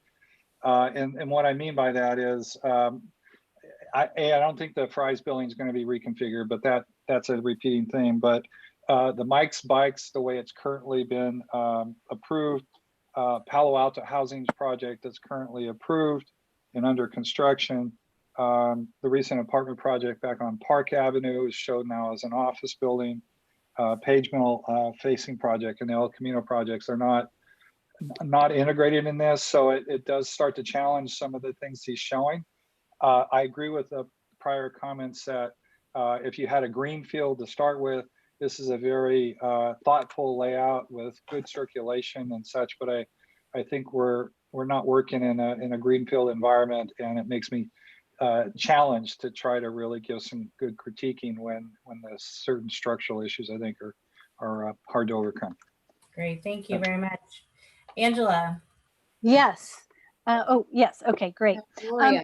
Sorry, Doria. That was kind of Doria. my memory instead Doria, of my go ahead, Doria. Okay, so I agree with the comments about blank slate. This is very creatively done and comprehensively done, but I don't think it takes into account enough the built out aspect of the neighborhood. And once again, I'm missing the housing element sites that are already in here. I'm missing the historic buildings being retained. I love the idea of park and continuation of the park along the creek and going over to connect to Bulware Park with its new thing. And I like using that building, the existing other smaller historic building, as a community center. I think in a park, I think that's a great idea. I'm intrigued by the bicycle path that goes behind the buildings instead of continuing on Park Boulevard. I'm not sure how realistic that is, but maybe it is.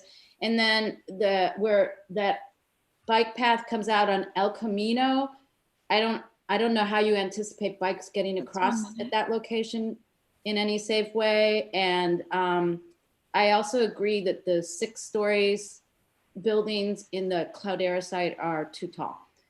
Great. Angela.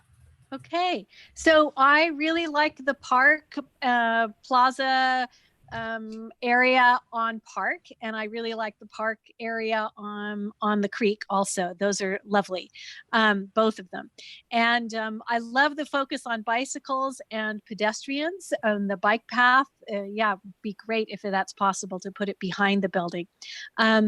But I do worry about the cut-throughs for cars. I think that's going to add more cars to park. It's going to make the whole area less pleasant for most people.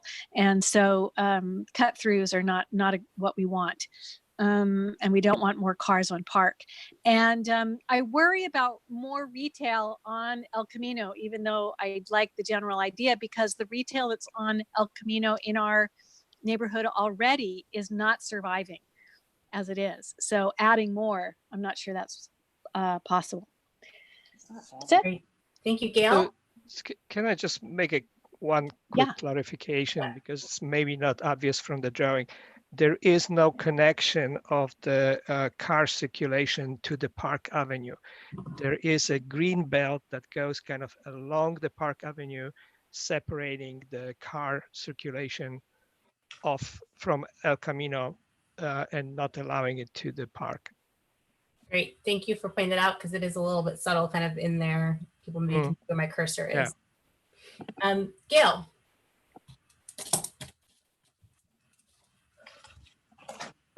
Okay, thank you very much. I really felt that this particular plan was very well thought out, and the overall design and land uses were very thoughtful, which I appreciated. The take back concept of olive and pepper, I think is one that's gaining momentum when we talk about safe streets and allowing possibilities for pedestrians and bicyclists and not having the car dominate our daily experience. I would agree. I think the retail needs to be possibly pushed a little closer to Park. Again, the issue of Caltrain and California Avenue. There are properties, as Angela said, along El Camino that suffer terribly because they're not very deep lots. Parking is always an issue. And that's been a continuing issue along parts of El Camino below Page Mill. Let's see here. I think the open space and landscaping is really good. It's hard to tell if there'd be a way to get a little bit more, because a lot of people are interested in that. I like the idea of the residential near the creek. I had the same problem on my design, though, my alternative, because there are issues about feasibility, regulatory issues, environmental issues as to how possible might it be to have some of the housing as close to that creek corridor as suggested here.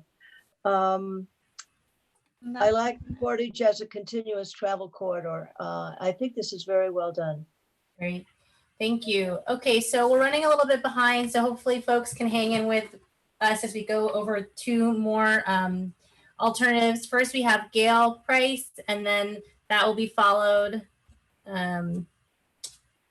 by Terry. You and Keith will have some time to split. So Gail, do you want to give us a little synopsis of your alternative?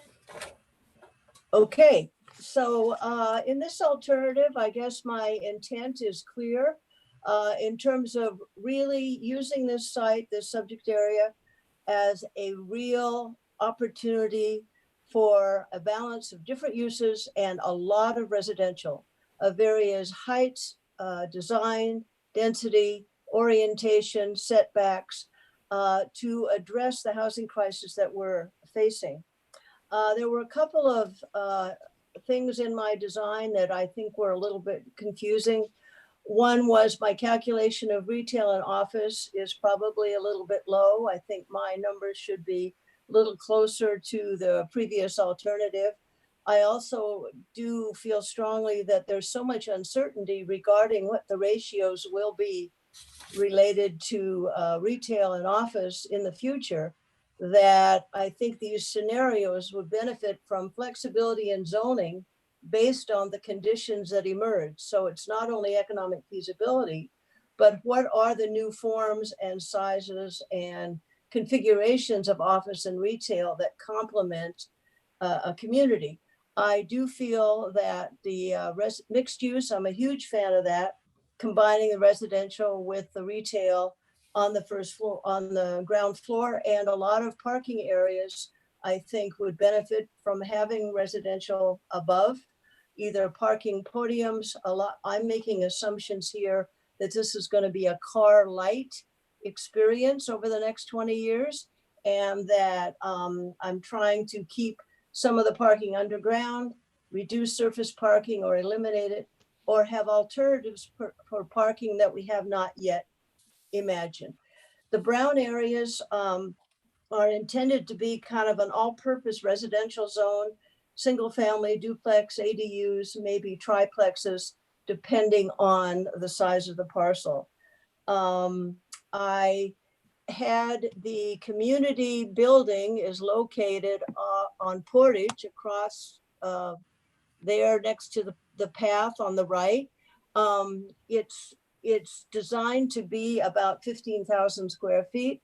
There are a lot of ways in which that can be designed. Perhaps some of the architectural elements could reflect the original building. I have a lot of pedestrian activity, bikes, multi-use paths, which I think are very helpful. And let's see here. I look again at the balance of retail and commercial that serves the residents and the employees in the area. I think that significant office square footage does historically provide a good economic anchor. I do believe that this site, because of the size and location, could be evolved in phases, so that depending on the economic conditions, that would certainly have an impact on the way this kind of a project is rolled out. I felt the comprehensive plan, again, is a 5 to 20 year, and we're planning for the future. Great. And Gail, just because it's of the angle, can you tell us the general height of these buildings? What do they range from? Oh yeah, I meant to, that's another thing. I meant to mention that. I would say the multifamily residential range from 4 stories to 6, 7, I think a couple of cases 8. And I mean, that's the multifamily residential. The towers themselves for office are probably in the vicinity of 3, 4, 5 stories.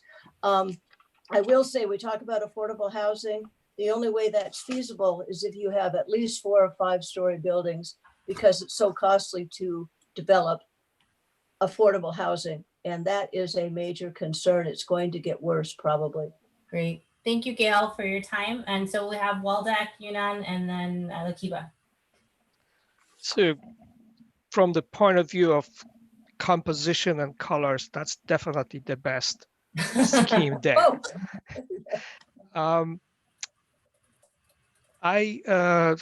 About things that I like is the mixed use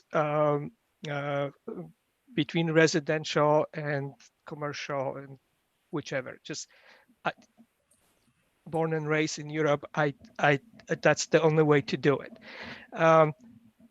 However, a little bit concerned about bringing large offices deep into the residential space. I would much rather see this thing being kind of closer to the train station direction, and keep a little bit of the traffic away from residential areas. And a little bit problem with the connection between east and west. I would like to see more of a intertwine, at least pedestrian circulation from east to west. Great, thank you. And I think, Gail, are these supposed to, the orange things are the pathways, pedestrian and bike pathways? Yeah, those pieces of spaghetti are multi-purpose paths for pedestrians, scooters, bicyclists. So maybe there could be a little bit more connection this way, I think Waldeck is saying, perhaps. Okay, great. Yeah, I guess he was saying the north-south connection or east-west, which one? I think you can. Sorry, yes. So basically from left to right. Yeah. Right. We're kind of on a weird compass axis here. Yeah. Yeah, no, I would agree with you. But that's the intention. Those are multi-purpose paths. Great. You then? From my point of view, I feel this one is too much density. I do support we should have more housing for low income and the mid income family, especially for the families in our community. But when we increase more and more housing, my question becomes: do we have any constraint? If we don't have any constraint, it also means it's not realistic. So thinking about how many households now in Palo Alto, thinking about how much percentage we will increase by increasing those amount of housing. Do we have enough school, enough public transportation to support that? These are the constraints. Yeah, that's my comments. Great, thank you. Akiba? Yes, just for me, it's quite intense. I certainly understand the need for more housing, and even that might look a little different if some companies do as they're currently saying, that they might move buildings or allow people to work from home around the world, then maybe all the people needs that we had thought of before might shift in some way. So just for me personally, it's too much density. It's my comment. Great, thank you. Kirsten? I like the network of paths and the way that there are green spaces inside of the chunks of towers. I believe that there's not enough space between the towers to allow daylight down to the lower stories. And that's a concern. And then I also am concerned about that level of density without automobile coming to a halt on El Camino and Oregon, because I'm concerned. I also believe that the retail, if it's too close to California, the retail might sort of be competing with the California Avenue retail. So I think of it as like little pearls placed down at distance from each other. So you're more likely to go the one closest to you. And I'm worried that this retail is a little bit close to California Avenue, that people might just choose to walk right past it to Cal Ave. That's a good point. Terry? Yes, I like some of the green spaces, especially around the creek. I think that, again, that is something that should be developed in all of our plans. Of course, I totally dislike the destruction of the historical aspects of the building. That's not acceptable to me. I do not like some of the massing of the buildings. Like Kirsten just said, the shadow effect on some of these buildings as they stand right next to each other would block any sunlight from many residents. So I'll leave my comments there. Great, thank you. Alex? Yeah, so I did want to thank Gail for trying to do a scheme with tall buildings. I think that we should, I think that should be considered. We should think about it. For me, the key, I guess there are two points on that. One is just the shapes of the buildings that you're showing at the moment really aren't realistic at all. They're much too small for mid-rise buildings. And then I think that the bigger idea though is that I think I'd like to see is how can all of the green space around the towers be designed at a human scale. When I lived in Manhattan, that was sort of the key, that was the key thing that was missing in a lot of the big city block developments. So I think I think it's an intriguing proposition, but it does need a lot of work. Great. That's it. Thank you, Keith. Yeah, the advantage of going high is that you can have more space and more parkland, but here we just use that space to cram in more buildings. It's just too much. I'd be really concerned about the parking impacts. I'd be really worried about the traffic impacts. I'd really worry about the daylight impacts. And that said, even though with all that housing, we probably aren't making much progress on the housing, office housing imbalance, just because there's so many offices here too. So it's just too much of the bad things and not enough of the good things. Okay. And then Heather? Yeah, so I thought the general layout seems pretty good, and I like that we were trying to get more housing in here. I think it was a nice way to try and do it with the tall buildings. I think the office space, I would prefer it spread a little bit more towards El Camino and towards Page Mill if we were going to be doing these large buildings, especially. And I agree with some of the comments that the park space, it just doesn't seem feasible with these tall buildings. It would make more sense to condense them into larger buildings and have more green space around the outside.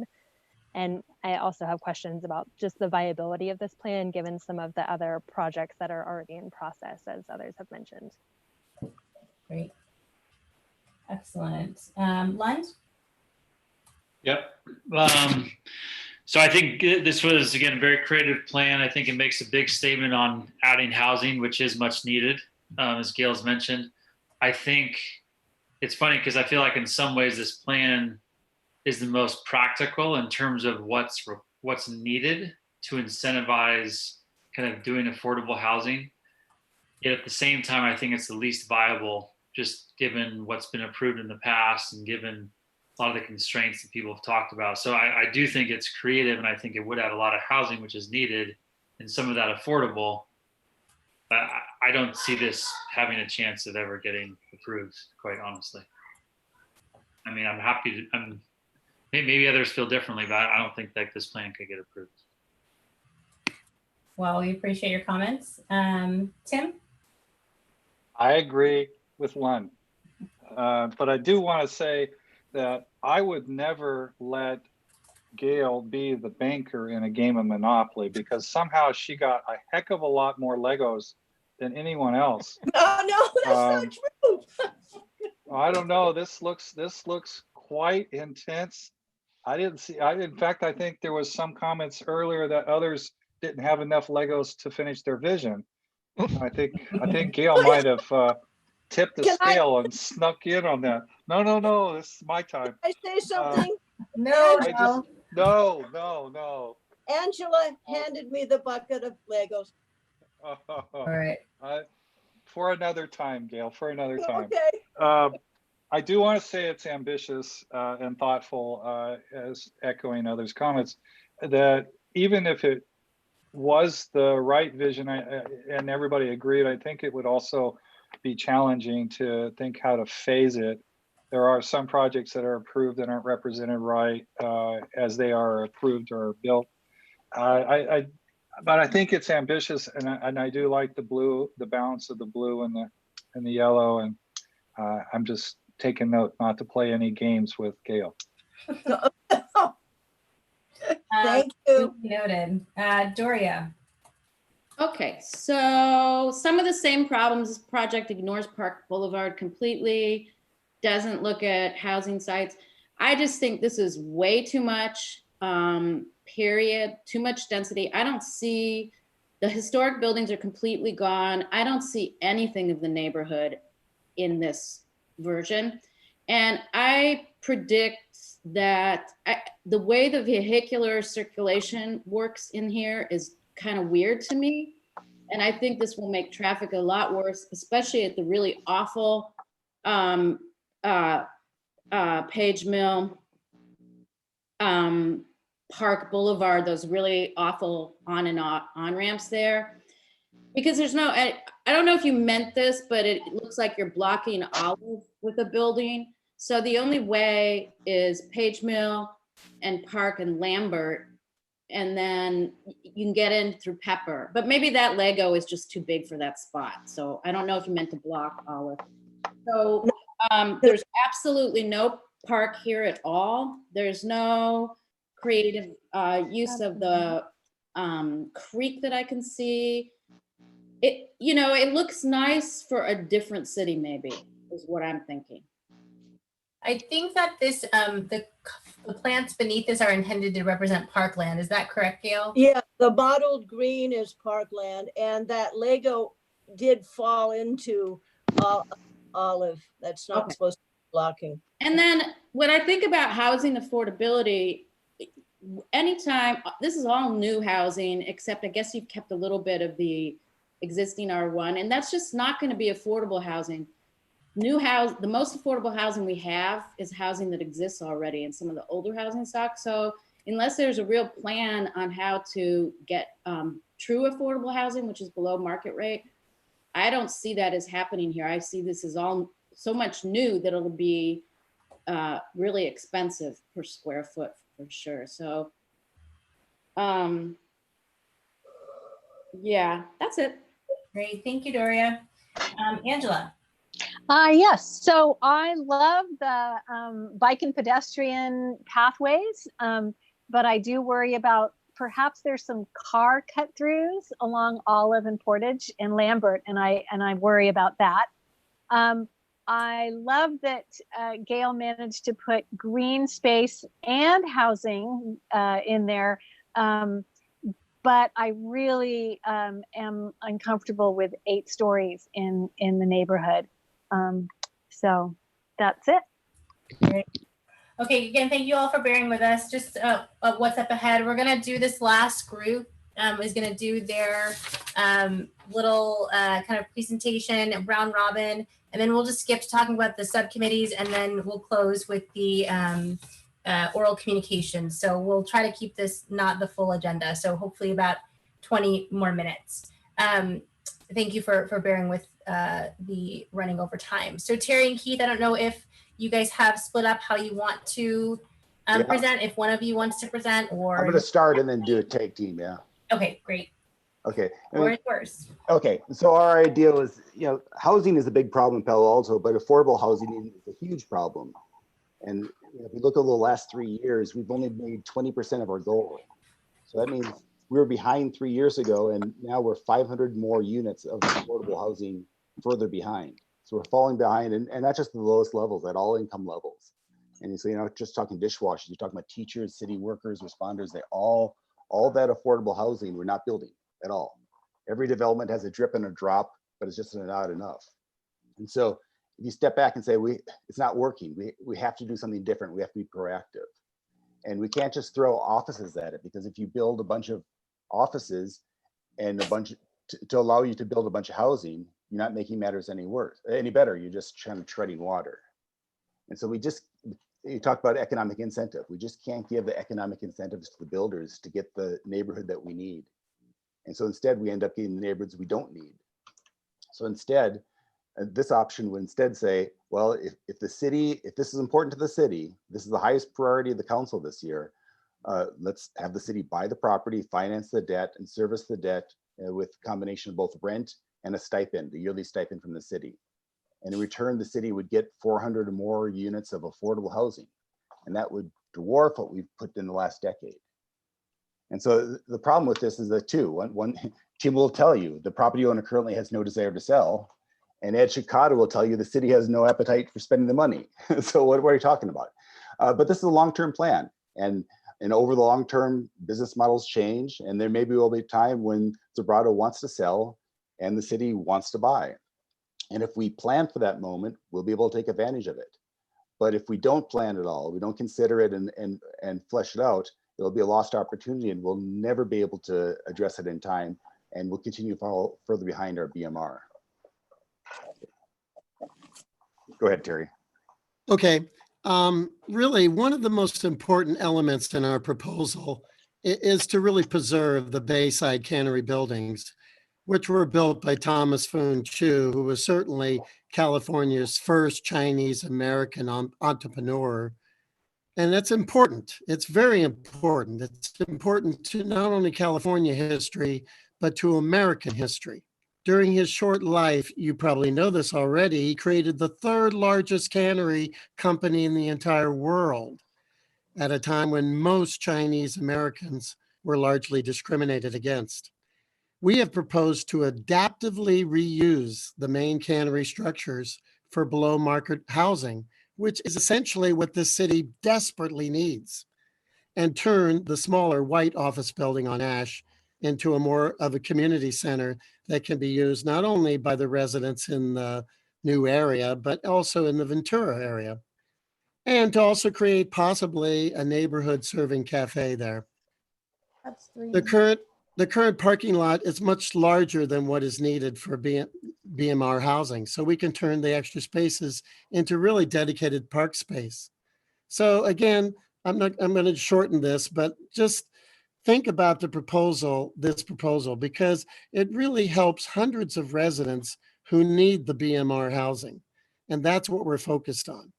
Great. Okay, thank you. And the last thing I'll ask you, Terry and Keith, the black buildings, as the key says, is mixed use housing over retail. Do you have a sense of the range of heights for those buildings?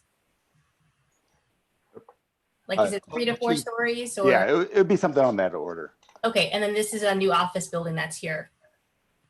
Yeah, over the retail. Yeah, okay, great. And then this is housing, and then 340 Portage is housing. And then these are housing as well. Great. Awesome. All right, so Waldeck, you're on deck now. Your comments. So I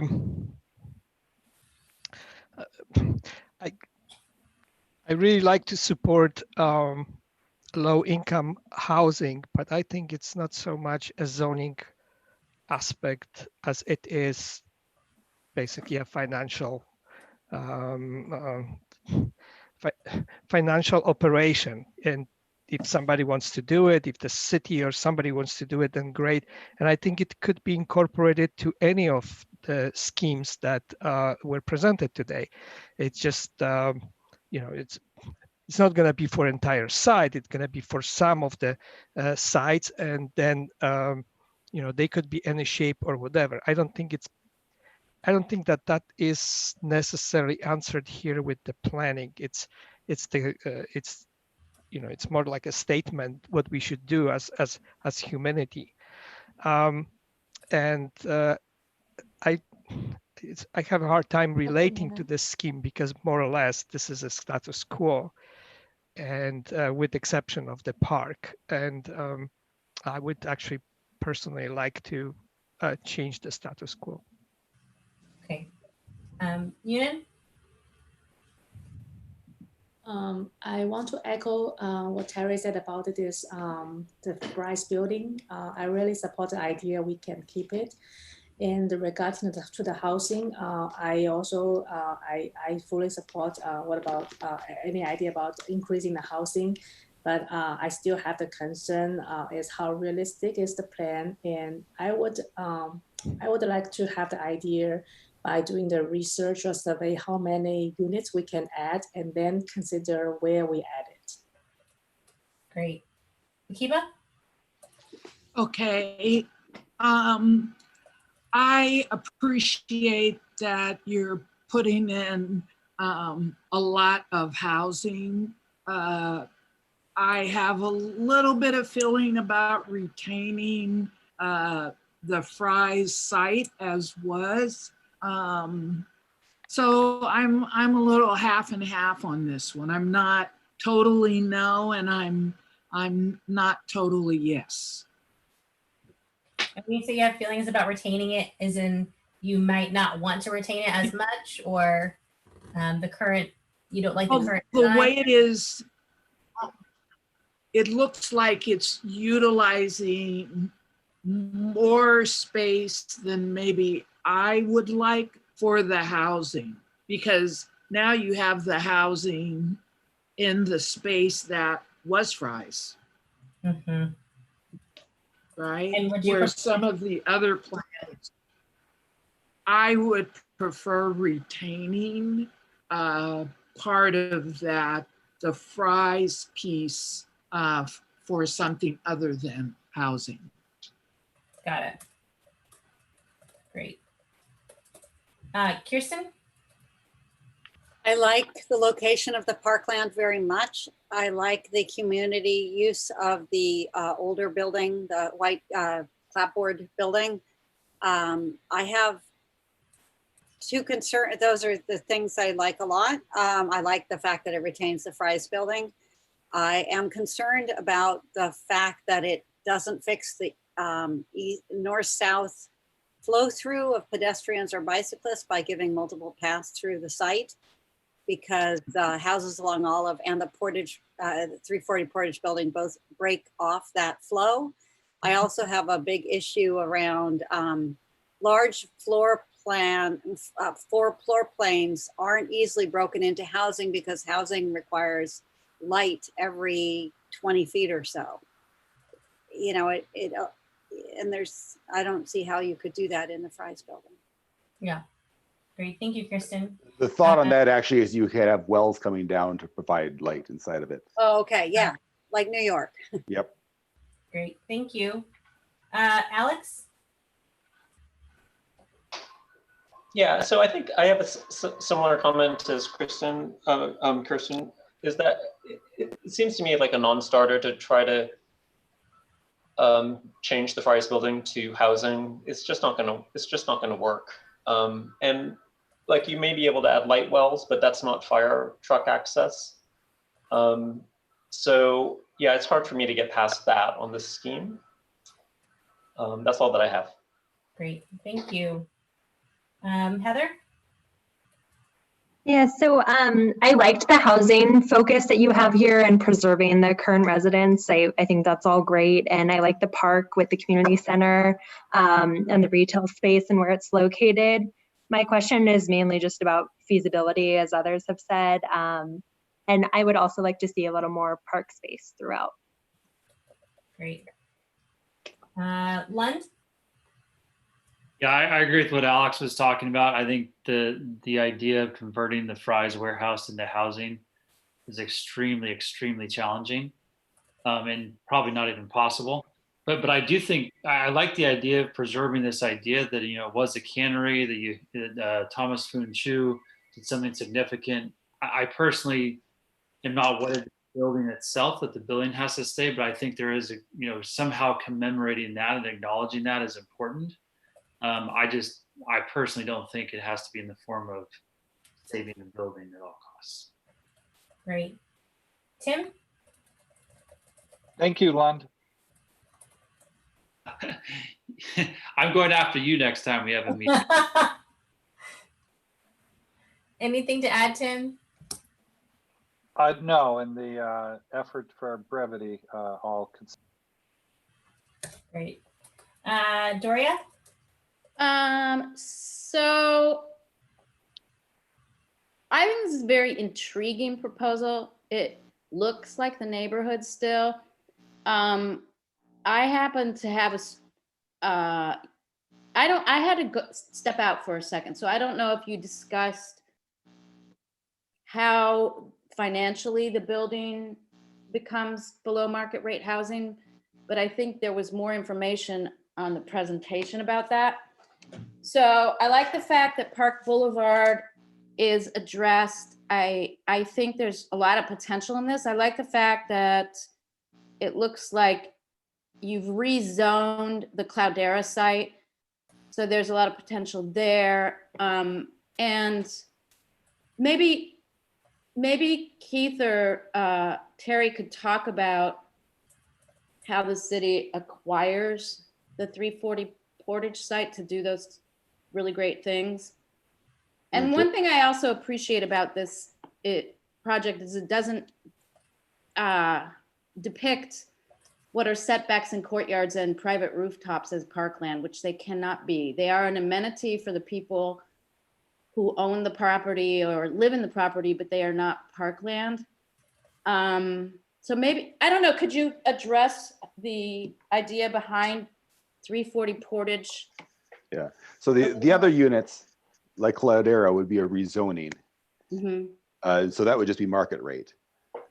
But we've arbitrarily picked 340 Portage as the one that would be BMR. And for BMR, you're going to have to, the city's going to have to subsidize that one way or the other. And the cleanest way is the city just buys it from Zebrato or whoever the owner is at the time, and owns it and bonds the construction costs and pays that off over time. I mean, but if you talk about, like, before the COVID hit, we're talking about business tax, and some of that business tax would have gone to affordable housing, and that amount that they were talking about was more than this stipend would be. So it's feasible. The question is whether the city has the political appetite for swallowing a project, and today, absolutely not. Down the road, maybe they would. And I like that this version also calculates the potential of housing units in the other parks, and I'm assuming that's the CS zoned areas. Yeah. I think there's a lot of good in this, in that it looks like the neighborhood, it retains the historic, it adds a park and doesn't misrepresent parks. It looks like it wouldn't make the traffic worse. It looks like it would make the traffic better potentially. So I'm not gonna say this does require a political component, but everything does, because the city council is gonna decide this. But I think there's a lot of potential here and a lot of good ideas that might be able to be baked in whatever the final two options are. Angela? Yes, thanks. So I really like the idea of using the offices on the other side of Park as housing, and even Cloudera as housing. I'm just not sure how expensive it is to turn offices into housing, but I love that idea. I also really support absolutely affordable housing, but I agree with Waldeck that the city, if it wants to contribute to affordable housing, can do that with any of the schemes that we come up with by buying some land or some property and helping with the affordable housing. And of course, I love the idea of using a business tax to support that. And I think that if we don't use 340 Portage as it is and try to adapt it, then we could maybe put in even more affordable housing by not keeping the historic building. And I would rather have more affordable housing than keep the historic building, if I have to choose between the two. So not that you necessarily have to, but yeah. Okay. Gail? Yes, thank you. I agree with many points made by Angela and others. I am not in favor of intensive efforts to do adaptive reuse of the Cannery quote building. I do think it's extremely important to honor Thomas Chu, and there are lots of ways that can be done very, very effectively, a museum, signage, etc. Recognizing the legacy impact, very important. The issue of affordable housing, I support this. I think people have to be careful about using the word BMR. Often that's related to a number of units in a particular development and or funds that are given by the developer to the city as a requirement of development. They are deed restricted. And honestly, in order to do affordable housing, you've got to have partners, nonprofit developers, cities, state, federal money, and that is all very uncertain right now, absolutely. I think the idea of modifying the building in terms of the expenses, the feasibility, the building code, I think would be very difficult. I'm a big believer in innovation in government. I feel strongly, but I think taking on a project of this magnitude would be very tough. I look at the public safety building. It's taken several decades. we're still now kind of revisiting that. The issue of the possibility of buying the land, my big concern is that costs range from 18 to $30 million an acre for the Fry's Portage property. And it's a 12-acre site. And I think in this economy, it's quite unlikely at this moment that the city of Palo Alto would take it on. Great. Okay. Thank you all for your comments. I'm going to stop sharing my screen and come back to virtual life here. All right, so thank you all for your time and energy. Just really briefly want to just share about the idea for the subcommittees. Again, in the kind of parlance of the Brown Act, they would be kind of ad hoc subcommittees. We would put out a couple dates and times in late June that hopefully will work for you. And so we'll send out a poll where you can select which dates might work best and try to put you into the date that works best for your schedule. And the idea would be that staff will kind of be massaging and trying to understand all the different things that you guys have come up with, and perhaps we can come up with a way to have a way to say, here's kind of the two different, like for example, one of the polls is placing more business and retail kind of nearer to the Caltrain. The other is having it be more on El Camino, right? So those are like two different ways that a proposal could come out. One is to have more distributed open space. One is to maybe have some more centralized. So those might be some different ways that if we were to create two proposals, those might be some different aspects of them. So we could really kind of see, here's two different approaches. And once we see them all together, what do we like best? So the goal of those small groups would be to kind of work through some of the ways that we could come up with from, I think maybe we have 9 or 10, 11, 12 proposals now to whittle that down to 2 by creating something new together. Are there any concerns about those, that idea of the subgroups or things that, someone's like, that's a terrible idea, we shouldn't do that? Yeah, I have one comment. I think the most dramatic difference is keeping the cannery in place versus not. And I think that, if we would like to have 2 options, then one of them should probably follow to extend one direction or the other.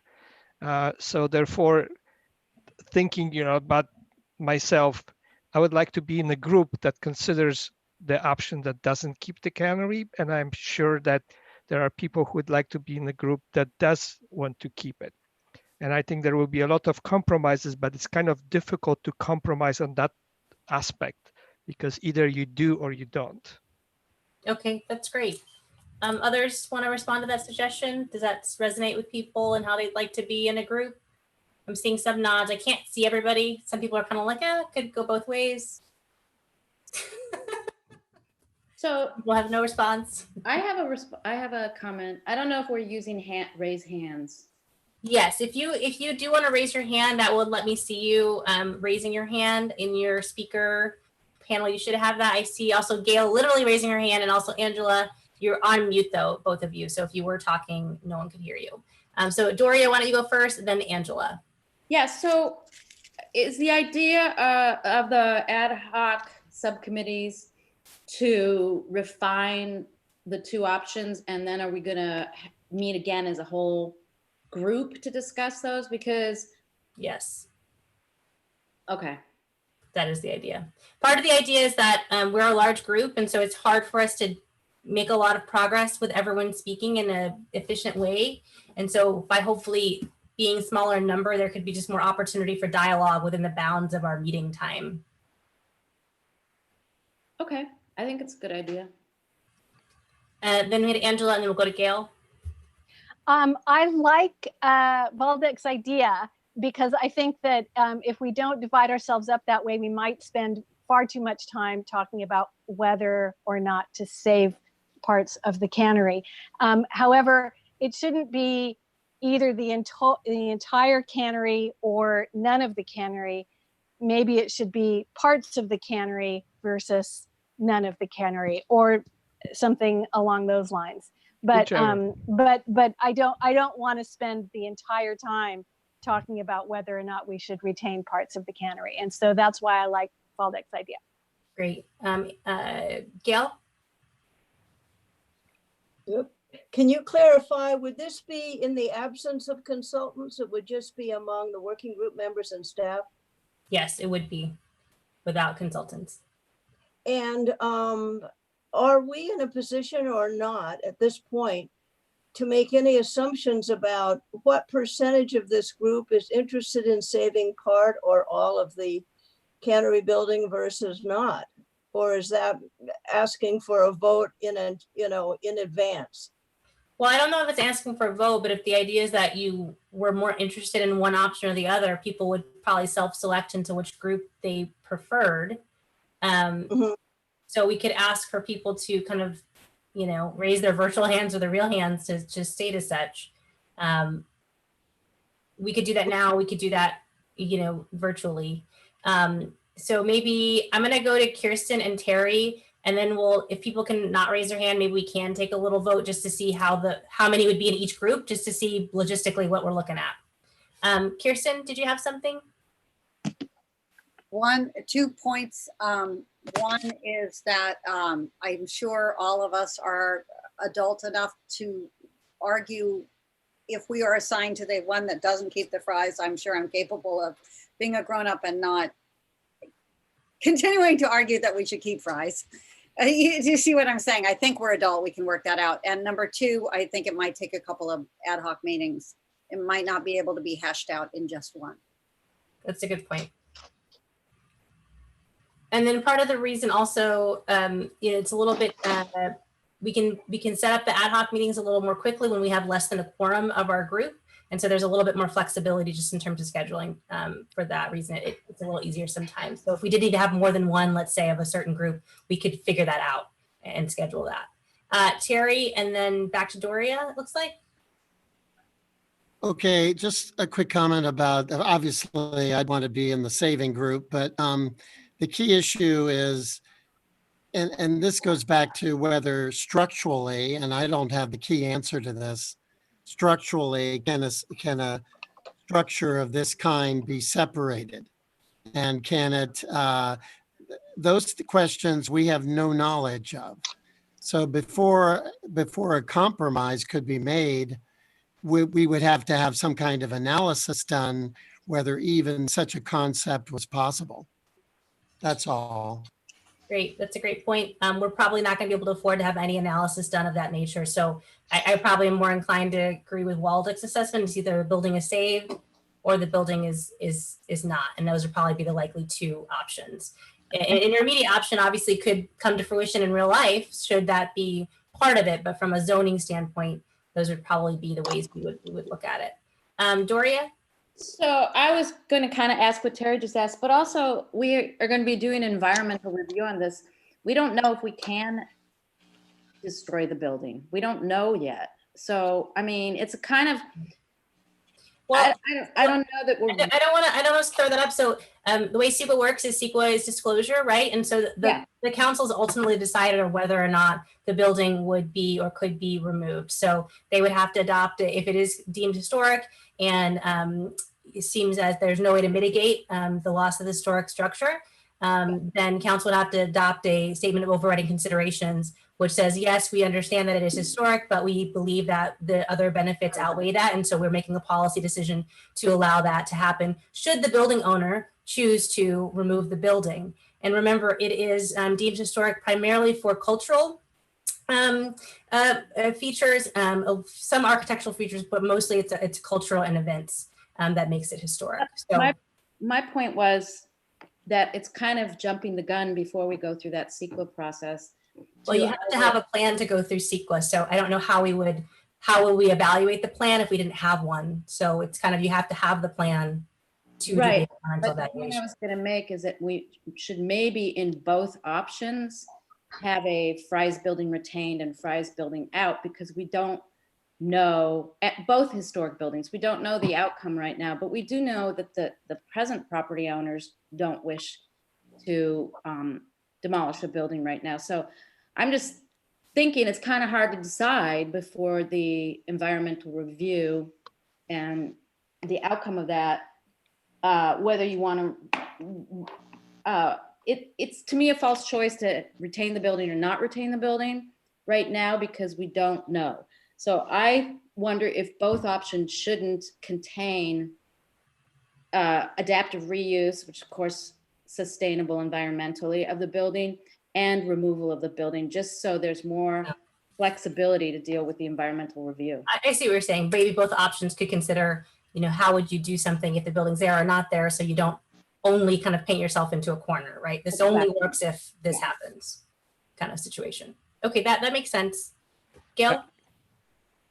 Or sorry, Yes, Gail yeah. has her real hand up, and then we'll go to Waldeck. Yeah, you know, just a question here. I mean, I agree we need to have, you know, alternatives and concepts that can be evaluated. That's important. I understand that.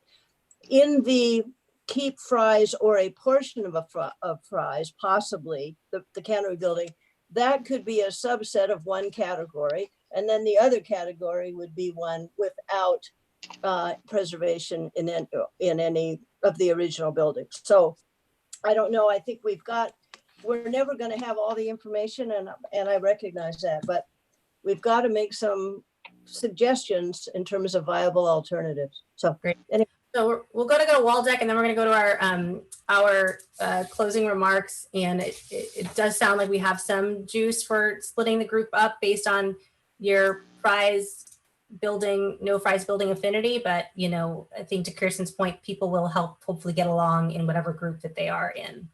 Waldeck? Yeah, I agree with Gail. It's just too big of a building to kind of leave it as an open question. That's why we have two schemes, one with, one without, if whichever way gonna be down the road. Yeah. I think Doria's point was more kind of like what our consultants kind of had thought about in terms of like there's three options and none of them preclude the other option. So in the beginning, maybe it's low development, but maybe by 20 years, there's the high development. Just to kind of have that in mind so that if your no 340 Portage building, let's say, doesn't come to fruition for 10 years, but other things grow up around it, how do those live in harmony unless and until, you know, that building was no longer there? So I think it was kind of trying to a little more nuance perhaps than just the yes or no only. Okay, so we're gonna go now to our oral communications and public comment. So if you're here for public comment, please raise your digital hand. And then we'll have Nikki will give you 3 minutes. So I see Becky's hand is raised. We'll give a minute or two for anyone else's hand to get raised. Seeing no other hands up, Becky, you have the floor. Oh, wow. Gee, since somebody else is here, can I have all their time? I know Ken Joy was here. Okay. So attending this, first of all, attending this meeting, by the way, I'm Becky Saunders, live in Ventura. Attending this meeting is a wonderful experience for me. I am thrilled to be listening to the working group members present and deliberate. This is what democracy looks like to me. And thank you, staff and working group members, for making this happen. Thank you, Angela and Gail, for kickstarting this process and for creating a space where working group members can engage in direct discussion of one another's ideas. So you might have noticed my name is on Alternative M. I had to jump on the bandwagon because this is a visionary proposal that would hit all the priorities that many of us in Ventura and in Palo Alto wish to see, regardless of whether they pencil out: housing, housing, housing, parkland, reduced traffic impacts, and more parity with other neighborhoods. I also think preserving the legacy of Thomas Foon Chew's Cannery in some way is a bonus. Now, penciling out is the enemy of brainstorming and problem solving. I'm not sure anything that truly benefits the public ever pencils out.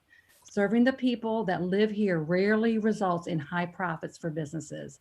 What if the city were able to obtain the land and work with agencies to create a vibrant, vital, and connected neighborhood? It has happened elsewhere. Why not here? After all, the zoning has actually been RM30 for like 25 years, but we lack the city leadership to have the will to make it so. We have an election this fall, so maybe we can elect a visionary to lead our change. I was so struck by what Ms. Pittman said about working with the property owners to provide a pseudo park at the boundary between Caldera and Olive. I have often wondered how such a beautiful bit of rustic nature arrived in underserved and park-starved Ventura. So that was so sad and good to know. And I would like for Ventura to be able to get real parks rather than rely on the generosity of developers. Also, I was struck by what Ms. Suma said about giving North Ventura the look and feel of other neighborhoods, like true parity. Like, what if we stepped back from Page Mill and El Camino and we had a cohesive community with no or little large offices, but with community serving retail and community serving businesses. I would love to see Ventura have that kind of cohesion like other neighborhoods have. Thank you so much for listening to me, and I will just mail my amazing comments in for you all. So thanks again. Thank you very much. Is there anybody else here who would like to have public comment? Well, thank you all who are Zooming in to participate with us. Hopefully you found it riveting and enjoyable. And as Sandra says, the representation of democracy. Myself and Gail and Angela will get together. We'll talk maybe a little bit about how we can sort the groups out, but it will probably be in later June. So there's a little bit of time to figure out when the groups will meet and kind of what their composition will be. But thank you for your really thoughtful comments this evening about it. If you have other ideas about how the groups would like to be split or ways that you'd like to participate, please email or give me a call. My phone number still rings to my computer. So if you call my desk line, you will get me, or my voicemail, and I will call you back. So with that, if there are no other items, I would like to adjourn our meeting. Gail has her hand. Question, yeah, the question is, the scheduled meetings, the 2 in June now are not on the calendar, correct? It's going to be determined, right? Yeah, and we'll try to work with everybody's schedule. So hopefully we can get a time that works with everyone's schedule. Okay, so those dates are kaput, right? Yes. Right. Okay. Thank you all for showing up. It's nice to see human beings. I think we did pretty good for our first Zoom meeting. So thank you all. I'm sorry that we went so far over time, but I appreciate you all being so patient and really listening to each other and sharing what your thoughts were. It was really great. All right. Thank you all. Thank you. Bye. Bye. Thank you. Bye. Bye.